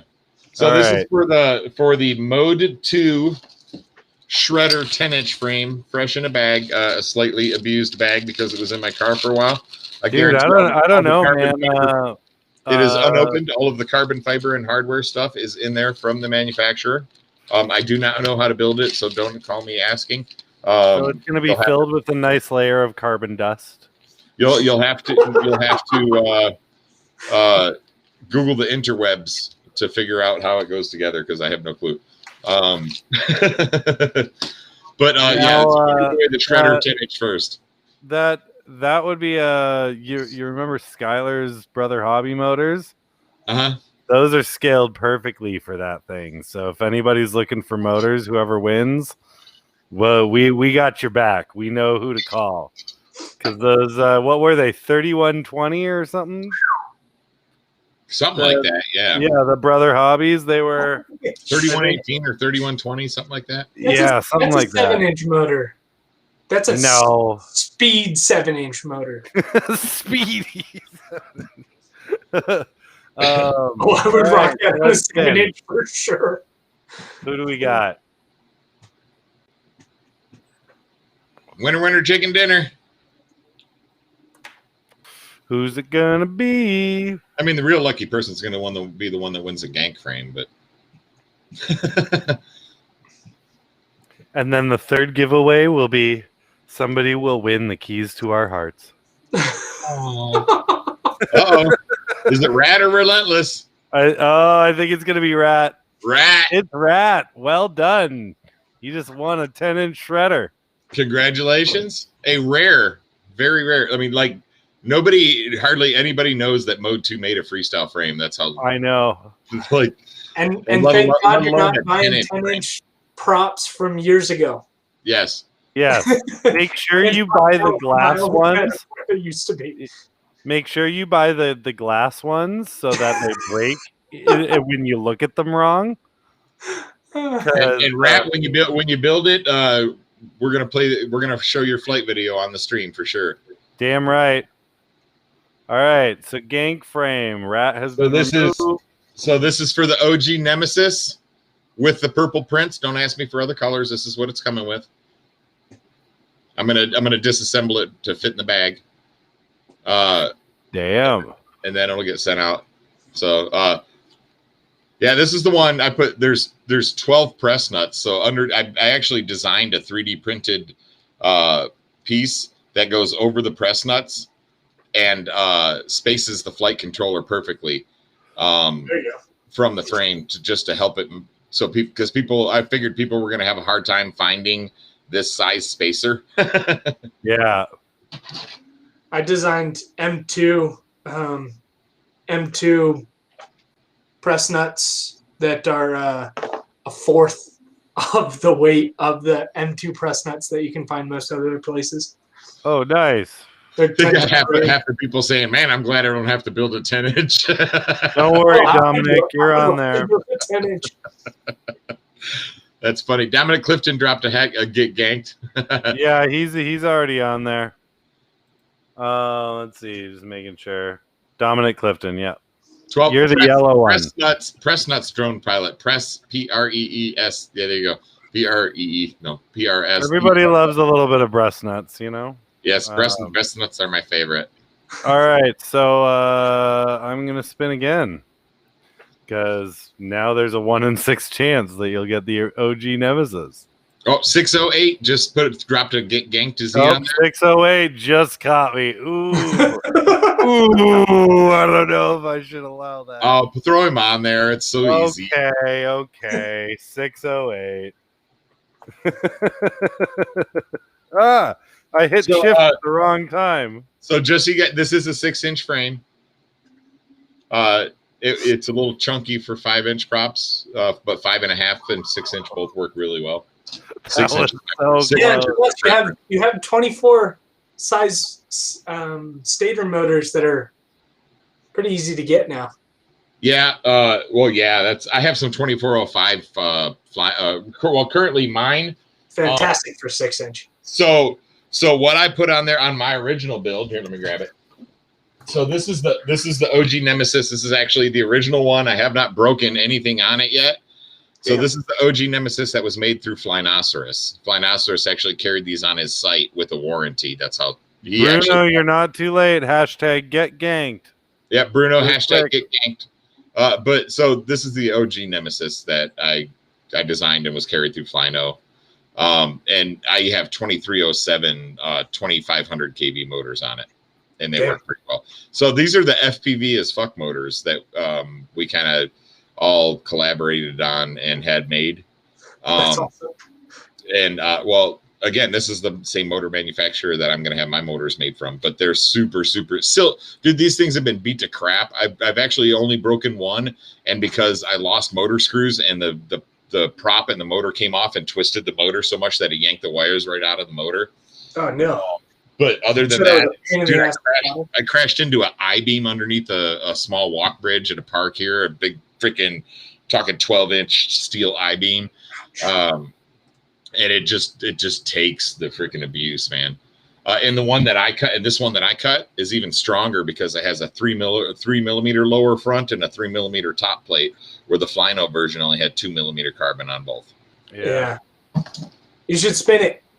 All right, I put Bruno on there, even though I haven't seen him pop back up, but he made it. All right, so there's a 1 in 8 chance. 1 in 8 chance, guys. Woo! Go. Let's go out. Put the wheel on the screen so everybody can see it, Dan. No, I want to look at your pretty face the entire time. I know. Sorry. I'm just being a wiener. Well, you know, I keep myself fat, so I don't have any luck in the dating scene, and I can keep working on drones. If I get a girlfriend, I'll be screwed. Oh, looks Marcel. like it's gonna be Marcel. Marcel, didn't you just buy one? Yeah, he just bought dude, didn't he? I just sent a shipment to him. Dang it! Like last week. It's like you got to send another one up to Canada, huh? Yep. And, actually, I got to print the DJI spacers because I know he's flying HD. So close, Dominic. Don't worry. You know Gank will hook you up. Yeah, Dominic, I've got I want to talk to you. I've got I'll work you out a nice little discount and send you some frames over there. But I want to send them like literally a couple of them at the same time, so I don't, because of the shipping over there. I asked them and they said it was going to be to Spain. I think he said it was $18 or $20 or something like that for as long as I don't go over 2 pounds. So it's not terrible, but I'll do it. Well, at least but yeah, definitely. I would love to for you to use. I mean, my frames are pretty. My frame are. I mean, dude, they're fucking solid as hell. I'm just gonna say it. Like, I hear a lot of comments about how great they fly. Like, I have a guy. There was a guy that posted last week that he's flying one of the original Nemesis, or sorry, the Mutinies, that had a arm spacing problem and one of the arms wobbles, and he's beaten it so much that he's ovaled out the holes and the carbon hasn't broke. And I keep telling, I told him, I says, look, dude, I gave him a personal code for 50% off on the, dude, I fixed the hole spacing. It's not going to do that anymore. And he's just like, no, I'm going to wait. He goes, it's still my favorite frame to fly. It still flies the best of any of my frames. He goes, it's just that I have to deal with the arm wiggle. He has stripped out over a dozen standoffs because one of the armholes goes through the standoff. So he stripped out over a dozen standoffs trying to tighten them, crank them down and Loctite and everything. So, but yeah, he's actually going to test one of the, because he's so abusive, I'm going to, I told him he could test a Skya because I actually want to see if he can break it. Yeah. And he'll try. One of the worst crashes I've ever seen was, so this is a Vim V1, and a guy posted a picture, and he estimates he was going about 80 miles an hour and ran into a set of bleachers and hit around the pole. He hit so hard, he dented the air unit. So it bent here, and this standoff dented into the air unit. I was like, dude, I design frames to like hit a concrete wall and bounce off and be all right, not 80 miles an hour so that it dents your air unit and you have to open up the standoff to get your air unit out. And that was one of the coolest, like, okay, that's cool. I just want to see the footage. Just So one of the guys that is he's a local pilot. I met him at some races down here in Texas, and he's been like one of my biggest supporters ever since I started making. So he owns pretty much one of every single frame that I've bought except the Skya. Awesome. But he's a big racer. He posts a lot of videos and stuff, and I'm trying to find it. He flew my freaking the Mutiny 6-inch directly, like square on the arm into Nick, yeah, I saw that into a freaking concrete barrier. Yeah, hold on, I'm gonna pull it up, dude. That wasn't a concrete barrier. It was a. And he kept flying. It spun. Dude, yeah, you gotta see. Hold on, I'm gonna turn the volume down, but I need to get my share screen swapped over. Hold on, I'm working on it. Please bear with me. I really need to set up my stream deck. Why is it not? Do you guys know who makes this frame? Some weirdo. Style. Look at that thing. Jesus. No, I do not. If you guys don't know him, he is someone who I looked up to for the longest time, and I just haven't seen him put out a whole lot of new stuff. But his name is Crisscross FPV. His real first name is Max. But he's out of UK. Okay. And he has this frame this exact frame, the reason why I bought it, he flies it into the wall, same frame multiple times, like 4 times, full bore, brakes, motors, everything, nothing. It was wild. Go check that one out if you're interested, just to see someone smash a frame into a wall. So here's I got the video pulled up here. Oh, sweet. Hey, Dan, click it on the bigs for me, please. All right. Well, I mean, it's not very long. That one? Yeah. Yeah. Oh no, this is written all over it. Right? He lives in the end of a pretty secluded neighborhood. His neighbors are kind of used to seeing him, I guess, and don't give him a whole lot of guff. But yeah, so he's got both of my racers. He's got Mutiny 6 inches. He actually builds Mutinies and sells them to people. So he's a really big supporter of mine. I love Nick. He's an awesome dude. He also works at a drag strip, so he chases dragsters with my frames. Oh, that's so cool. Yeah. Talk about a cool gig, man. So yeah, Nick Blackwell. Yeah, he's awesome.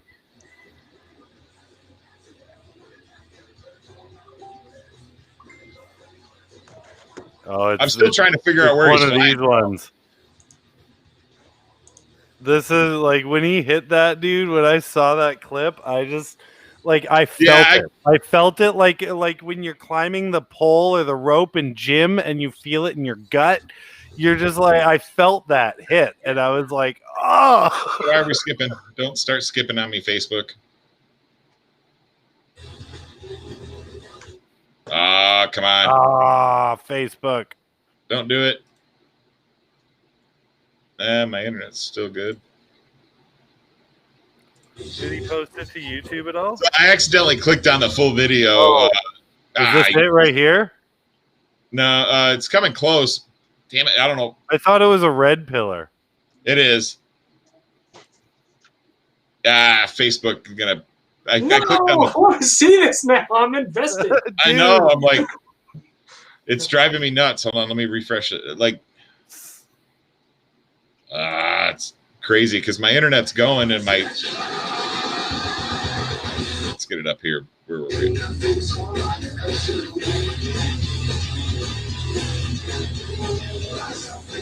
He was getting some good range with that through his whole neighborhood, chasing dogs.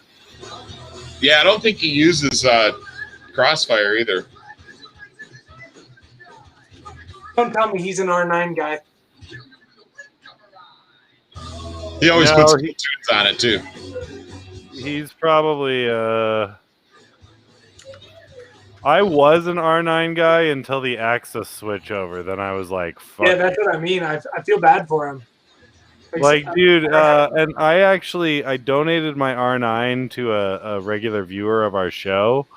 There he is. And he's a noob.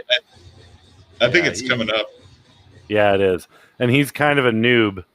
And he knows his way around electronics and robotics and stuff, no problem. Yeah. But he's new to new to FPV.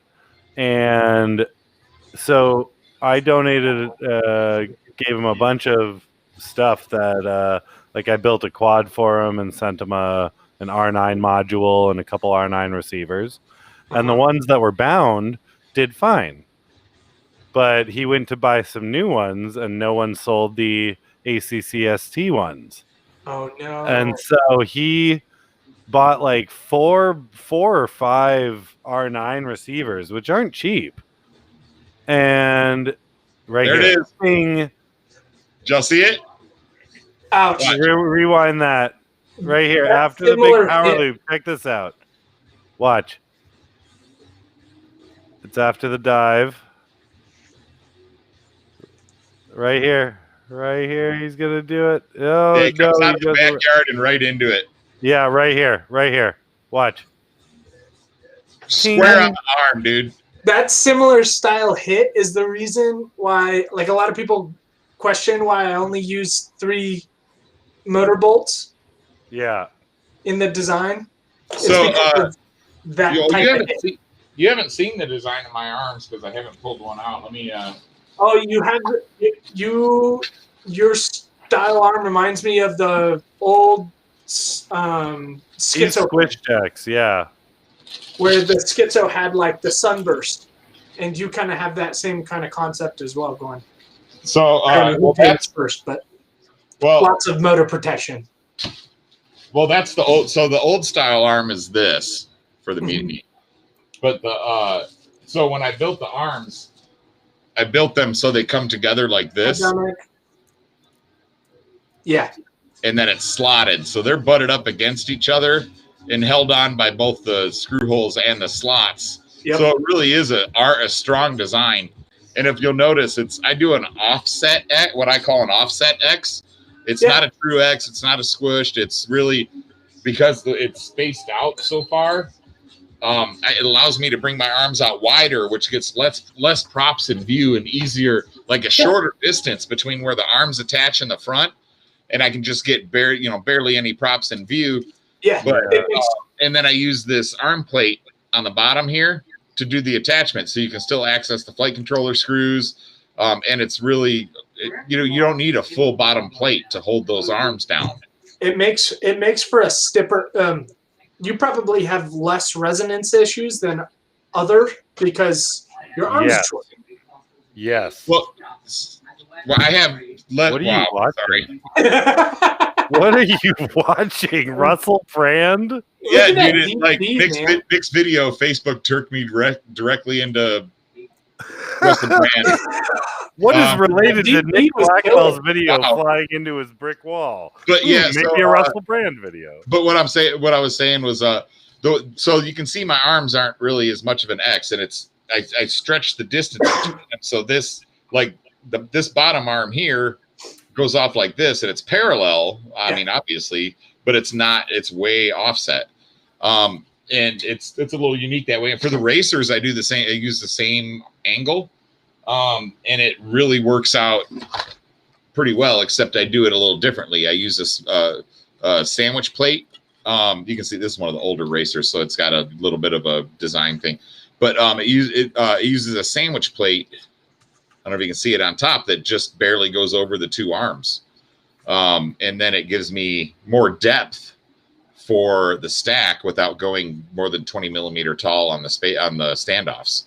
This, by the way, this is all green and nasty because I was flying it all day yesterday racing. So it's been abused a little bit. Speaking of racing videos, damn it, where'd it go? Not that one. So this is my racing video from yesterday. We'll finish off while we're watching this, I guess. But I am really not that great at racing. But I do enjoy it. I enjoy the competition. I enjoy the people that are out there racing with me. I have a lot of fun, and I'm actually getting better. I just need more stick time. And this is a refurbished GoPro. It looks like the camera is out of focus on. So, but this is the track that so I designed this track yesterday. My friend Mike, we take turns designing. He likes my designs because I go a little crazy sometimes. Like a split S over the trees. What angle do you fly at typically? About 45 to 48, actually. Okay. It doesn't look like it because I end up flattening out too much, which is why I need more stick time. But it looks like probably not flattening out, but I think like the toughest thing for me, because I've tried racing, is mixing my yaw. Well, that's the thing is I'm just learning to put a lot more yaw into it because you need to have the yaw with the roll in order to make those turns on angle to keep the speed up. And you can see I'm getting a little bit better. Like times like that when I have to do a really hard switchback, I'll screw up. But like I said, I'm getting better, and like I said, I enjoy it whether I'm good or not. I was a little upset because the grass was kind of tall yesterday and it kept snagging my props even with a GoPro on the top. But yeah, I mean, like I have a lot of fun doing it, and I can see the improvement because, like for freestyle, it's unless you're looking for views and man, you're awesomes. There really isn't a benchmark for getting better. I record. I've got 2 terabytes of video that I don't post, and I see an improvement. But racing, I see the improvement the most, right? Because you can see it in the times, and you can see it in how smooth you're taking the gates, how tight you're taking some of them.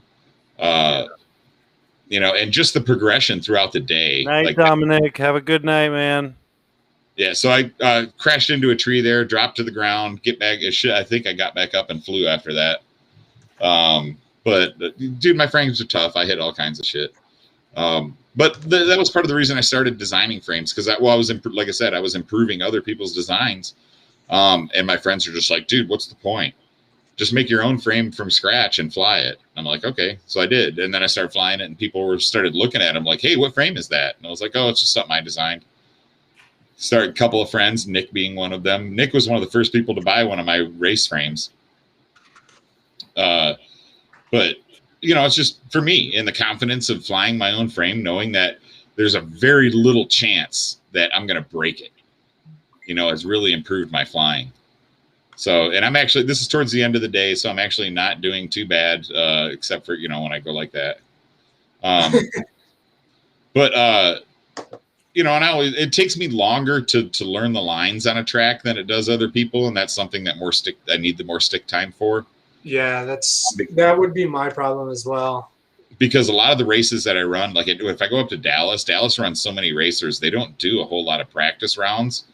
So if it takes me, you know, 8 practice rounds to get my flow for a particular track just to be able to fly decent, I may not get that in practice. If we're only running 4 and 5 practice rounds, you know, I end up having to finish off my learning in the actual qualifying, which sucks. Yeah. I should show you. You know, you were talking about the way your arms mount. Uh-huh. I pulled up my Instagram, and so you can kind of see this old. This is that 3-inch frame that has the really interesting structure. Uh-huh. Let me. Do you mind if I share that? No, go ahead, share it. Yeah, you got a share screen button on the bottom of your screen there, or if you're using OBS, go ahead and switch it over. Oh, let's see. There we go. There we go. Can you guys see that? Yep, there it is. Wow. Nice. So here's the really odd part. You ready? Look at the arms. So you're using side mount boomerang? Yes, but they don't lock in the middle because I needed space. Okay. And these are press fit, like friction fit. Uh-huh. Here. And then for a full build. Nice. That's pretty good. So you've got is that a second plate on the bottom, or is it sitting on a landing pad? It is sitting on, let's see if it's sitting on these guys right here. So this is a door similar to the way the Remix did it. Yeah. Okay. Yeah. But I never flew the Remix. I had a buddy who loved it, and man, he replaced arms like nobody's business. I thought it was a good frame, but not for my style. The way I crashed, all of that, I had one and I sold it within. Well, I stopped flying it and I later sold it, but I stopped flying it after 3 months, 2 months. I tore 2 batteries in crashes because you hit just right. And if you don't have your straps like wrenched the hell down, my battery would chip and go straight in the props, and I hated that. Oh, into the props? Yeah. Because the battery was at the same level as the props. Oh, yeah, that's right. Oh, yeah. But the arms weren't like, I would have like done like a little bit wider angle or stretched them out a little bit. But either way, I thought it was a fantastic and beautiful design. Really cool, innovative, but it just wasn't for me. I knew people who flew them for literal years. Me too. Like I said, my buddy, that's until he flew a Mutiny. That's all he flew was the reverb for freestyle, and now he's actually wanting to get back into it, and he's asking me. He goes, "Man, can I get one of them Mutinies?" And I'm like, "Well, yeah." Yeah. And this frame was 213 grams, I think, all up with a 650 mAh 4S. And I could fly this frame 15 feet overhead, and you wouldn't hear it. That the boomerang concept. I wasn't a huge fan until, like I said, but I did like. So for the Pixie Racer, Yeah. I used the boomerang arms. So like it's a 3-inch racer. Yeah. And I was like, dude, one thing I hate about any racer is the inability to be able to change arms, because especially if you're flying at like someplace like Dallas. Dallas uses nothing but metal conduit for their gates. So there's no flex of the PVC at all. And then Temple uses 3-foot rebar. So if you hit the gate anywhere in the 2-foot area, because he pounds about a foot into the ground, but if you hit anywhere from the 2-foot area down, you're hitting rebar. So my frames have to be tough. We use a little bit of rebar in our gates that we fly here at Austin FPV Racing. I help run Austin FPV Racing. We're kind of in a lull right now because our field just got done with construction. Really? They just put in some new shade metal steel building and new benches and electrical outlets and lights for us and all kinds of stuff. So, you can see I don't know. I'm getting a little bit better. So, but I have a lot of fun doing it. I mean, like yesterday, it was just me and Mike for most of the day. We had a couple people stop out. I think by the end of the day, we maybe had 5 or 6 people. We had our buddy TK came down. That was him running across the field right there. He came down from Temple to fly with us, just because Temple has a big flat field with no trees, and Mike and I like to use the trees a lot. It's not up on your screen right now. Anyway, there you go. I have a lot of fun racing, and I really do think it helps my freestyle too. So it totally does. The best pilots I know started out racers, and then went to freestyles. Even Steele used to race. So yep. Oh yeah, I mean the mind-boggling. Just stick control. It teaches you a little bit different type of stick control. And then the other, funny enough, the other people who I know are really good. Now, I don't know if this is because the game and this particular game taught them and then they got into FPV, or they FPV and this game taught them to think about manipulating a quad differently. Actually, there's a third, but people who play a Rocket League also are usually pretty good pilots, and then helicopter pilots are David Greaves. So, dude, there was this guy. So I used to play Battlefield. Yes, I play Battlefield all the time. There is a guy that I was playing against, and he was flying this helicopter like inside these fucking through the hangars and just fucking zoning in on people. It just crazy. I was just like, holy crap. The dude flies FPV. I'm like, okay, I get that. That's my grandpa's. He's been a model heli pilot for probably 30 years, 25 years, something like that. But yeah, crazy. Yeah, Colton Vanover's really good. I actually appreciate him from someone who can understand framing that is a racer. There are a couple, obviously Jet, Nerk, Gab 707, the whole. Yeah. But it's not a common thing for racers to get. We had Nerk on here talking about. Yeah, you were saying that. His new stuff a little while ago. Is he Matt? Cool. While we're at it, look. Oh, that was Nemesis Micro HD in there. Yeah, I can't wait till you fly that, dude. It's a little bit different experience, but just because the props are out of the view on that one. Well, because it's the HD, I was able to squeeze another micro cam in there. He was baffled because the first version he gave me, which was actually smaller, I somehow managed to wedge like A it 20 was by 20 scaled camera? for a nano camera, and I somehow managed to fit like a Foxier Predator or something like that, like something ridiculous. And he was just like, "How did you even fit it in there, man?" So Yeah, and I think Dan responded with that's what she said. But exactly, I tend to respond that way. Oh, So hey, it's working. I checked the VTX. I checked the receiver.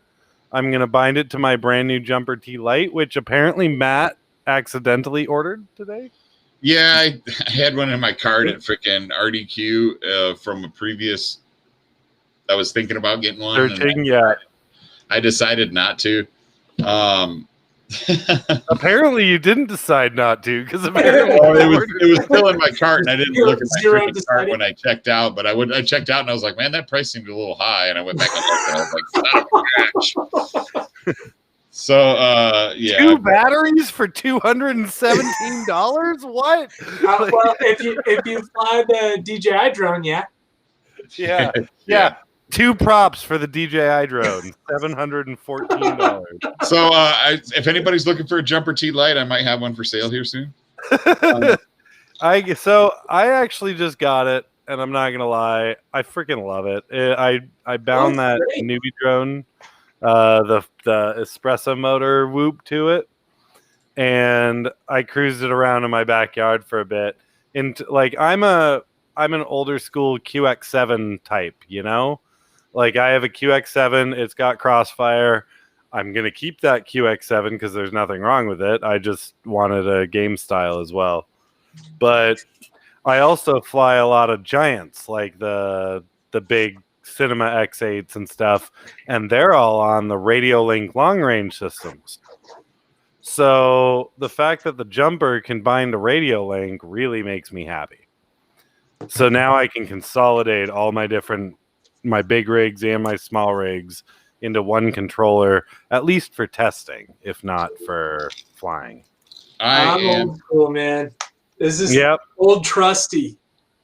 Is that a X9D?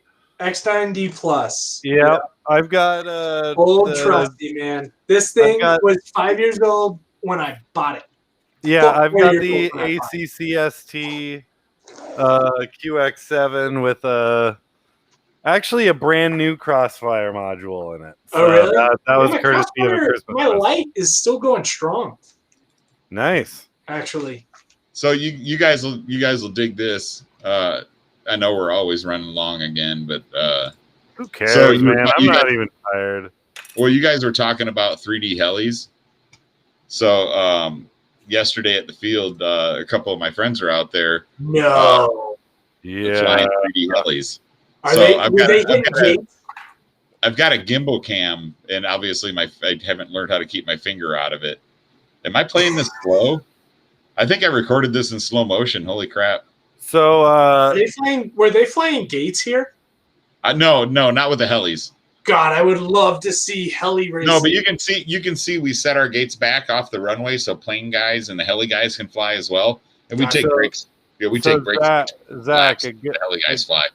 A good friend of ours is TJ Williams from Flight Test and Buddy RC.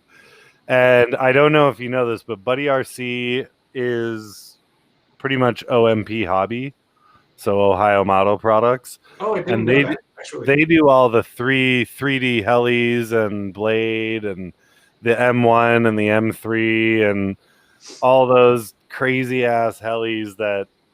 And TJ just sends me videos periodically, and he'll just be like, yo, check out what I did today. And he's dancing a 3D heli all over the place. Almost toss his head off with it. Yeah. Like, I'm just like, what are you doing? Dude, it's so wild. I mean, quads could do that. I know. And you look at Zoe's stuff, and you're like, whoa. I like Zoe a lot. There are better 3D pilots. Actually, I agree. I agree. But Zoe's put a lot of work into she has the technical side of it. Well, she was also one of the first people doing 3D.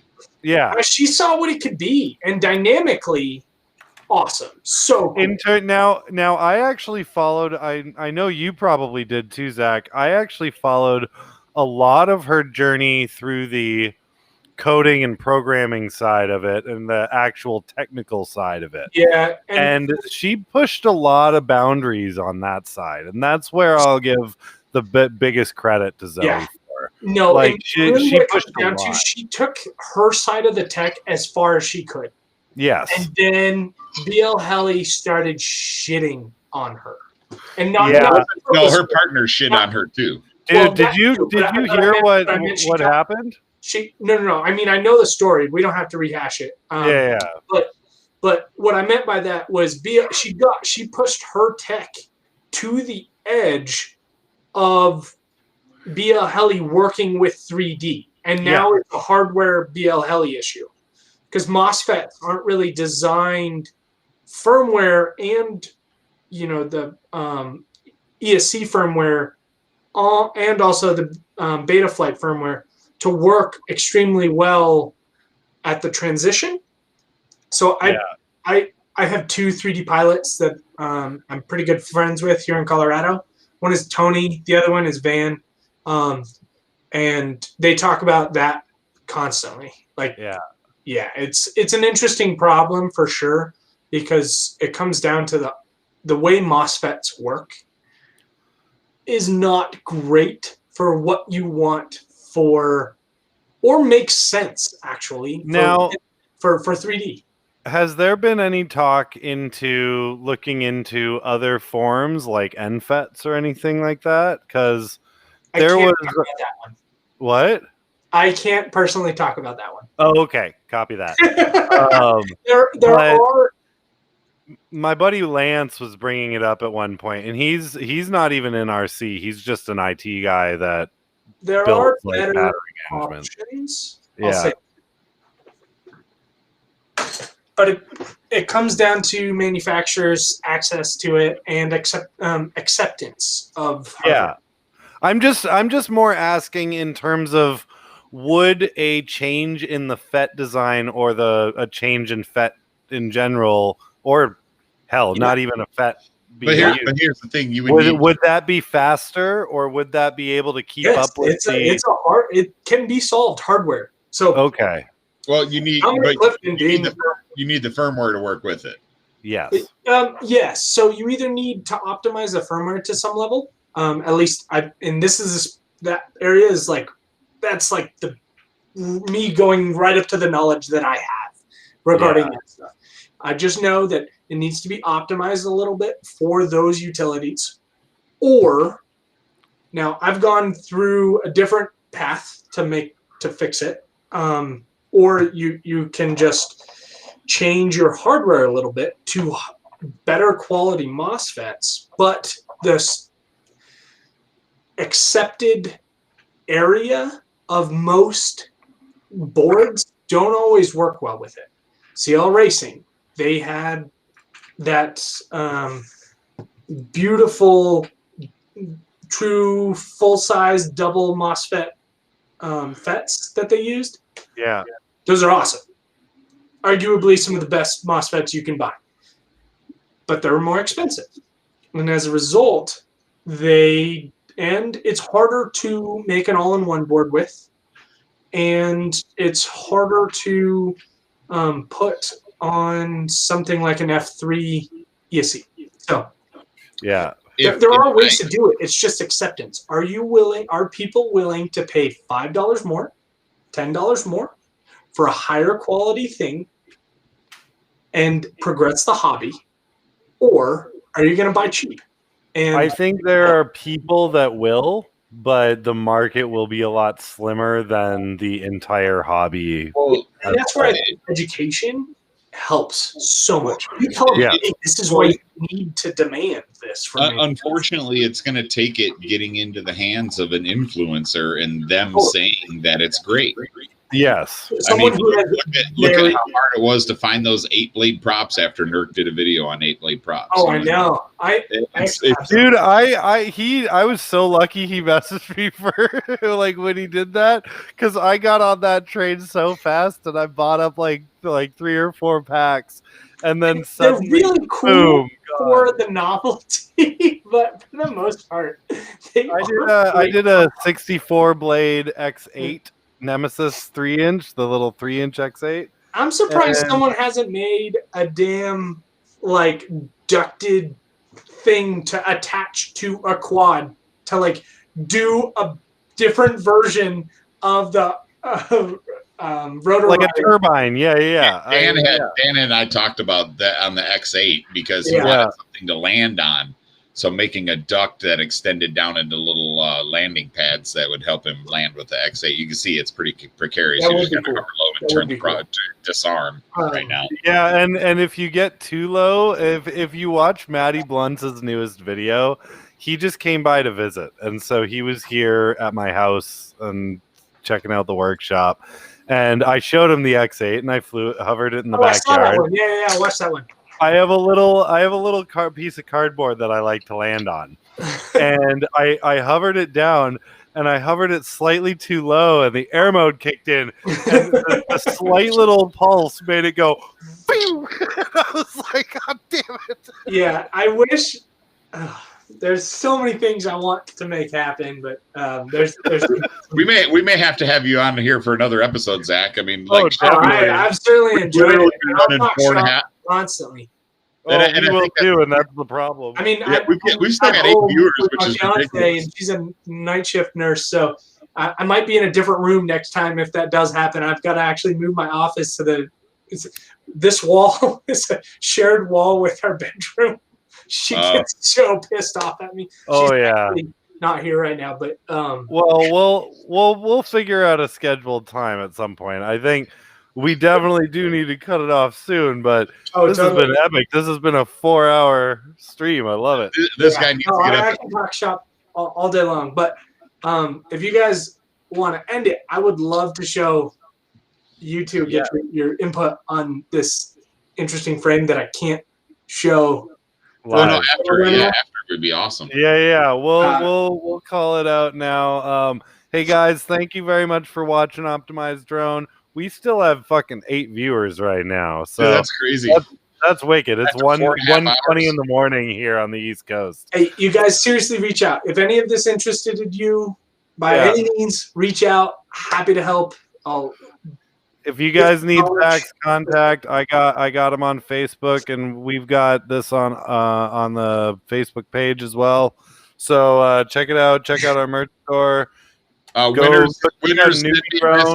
Winners, send me a message, please, with your address. Matt Gankman on Facebook.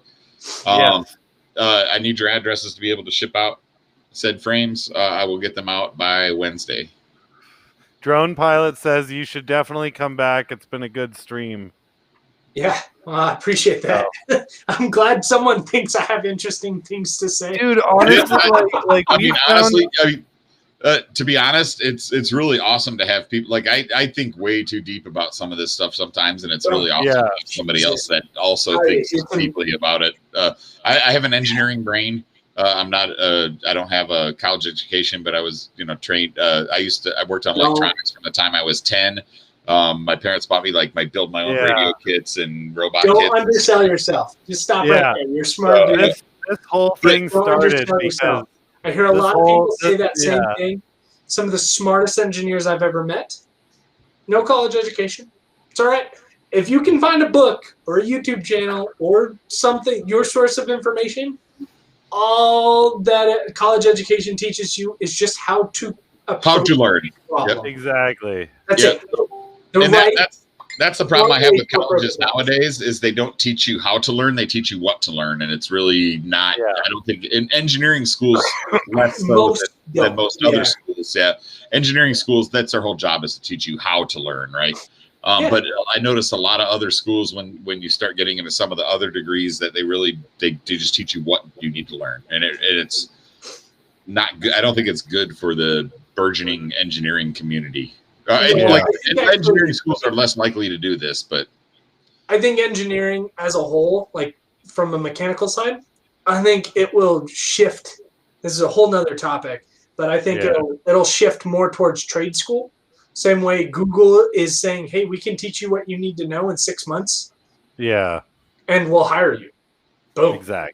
I think something similar will happen with, EE, maybe not chemical, but maybe mechanical, just like more of a trade school that just develops and actually brings people in, like the old school Socrates model, where it's like a bunch of people come, I want to learn. Hey, who do we want to give our money to say, hey, will you be our teacher for 6 months? As far as ratios, I've noticed my company is hiring a lot of industrial engineers over mechanical or electrical specifically.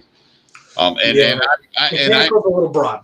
One of the things I did really well in the Navy, and my grandfather was in the Navy, and he kind of taught me that, was to, pick your field well. Pick something that's going to translate to work after the Navy. You may want to be in for 20 years, but you may not.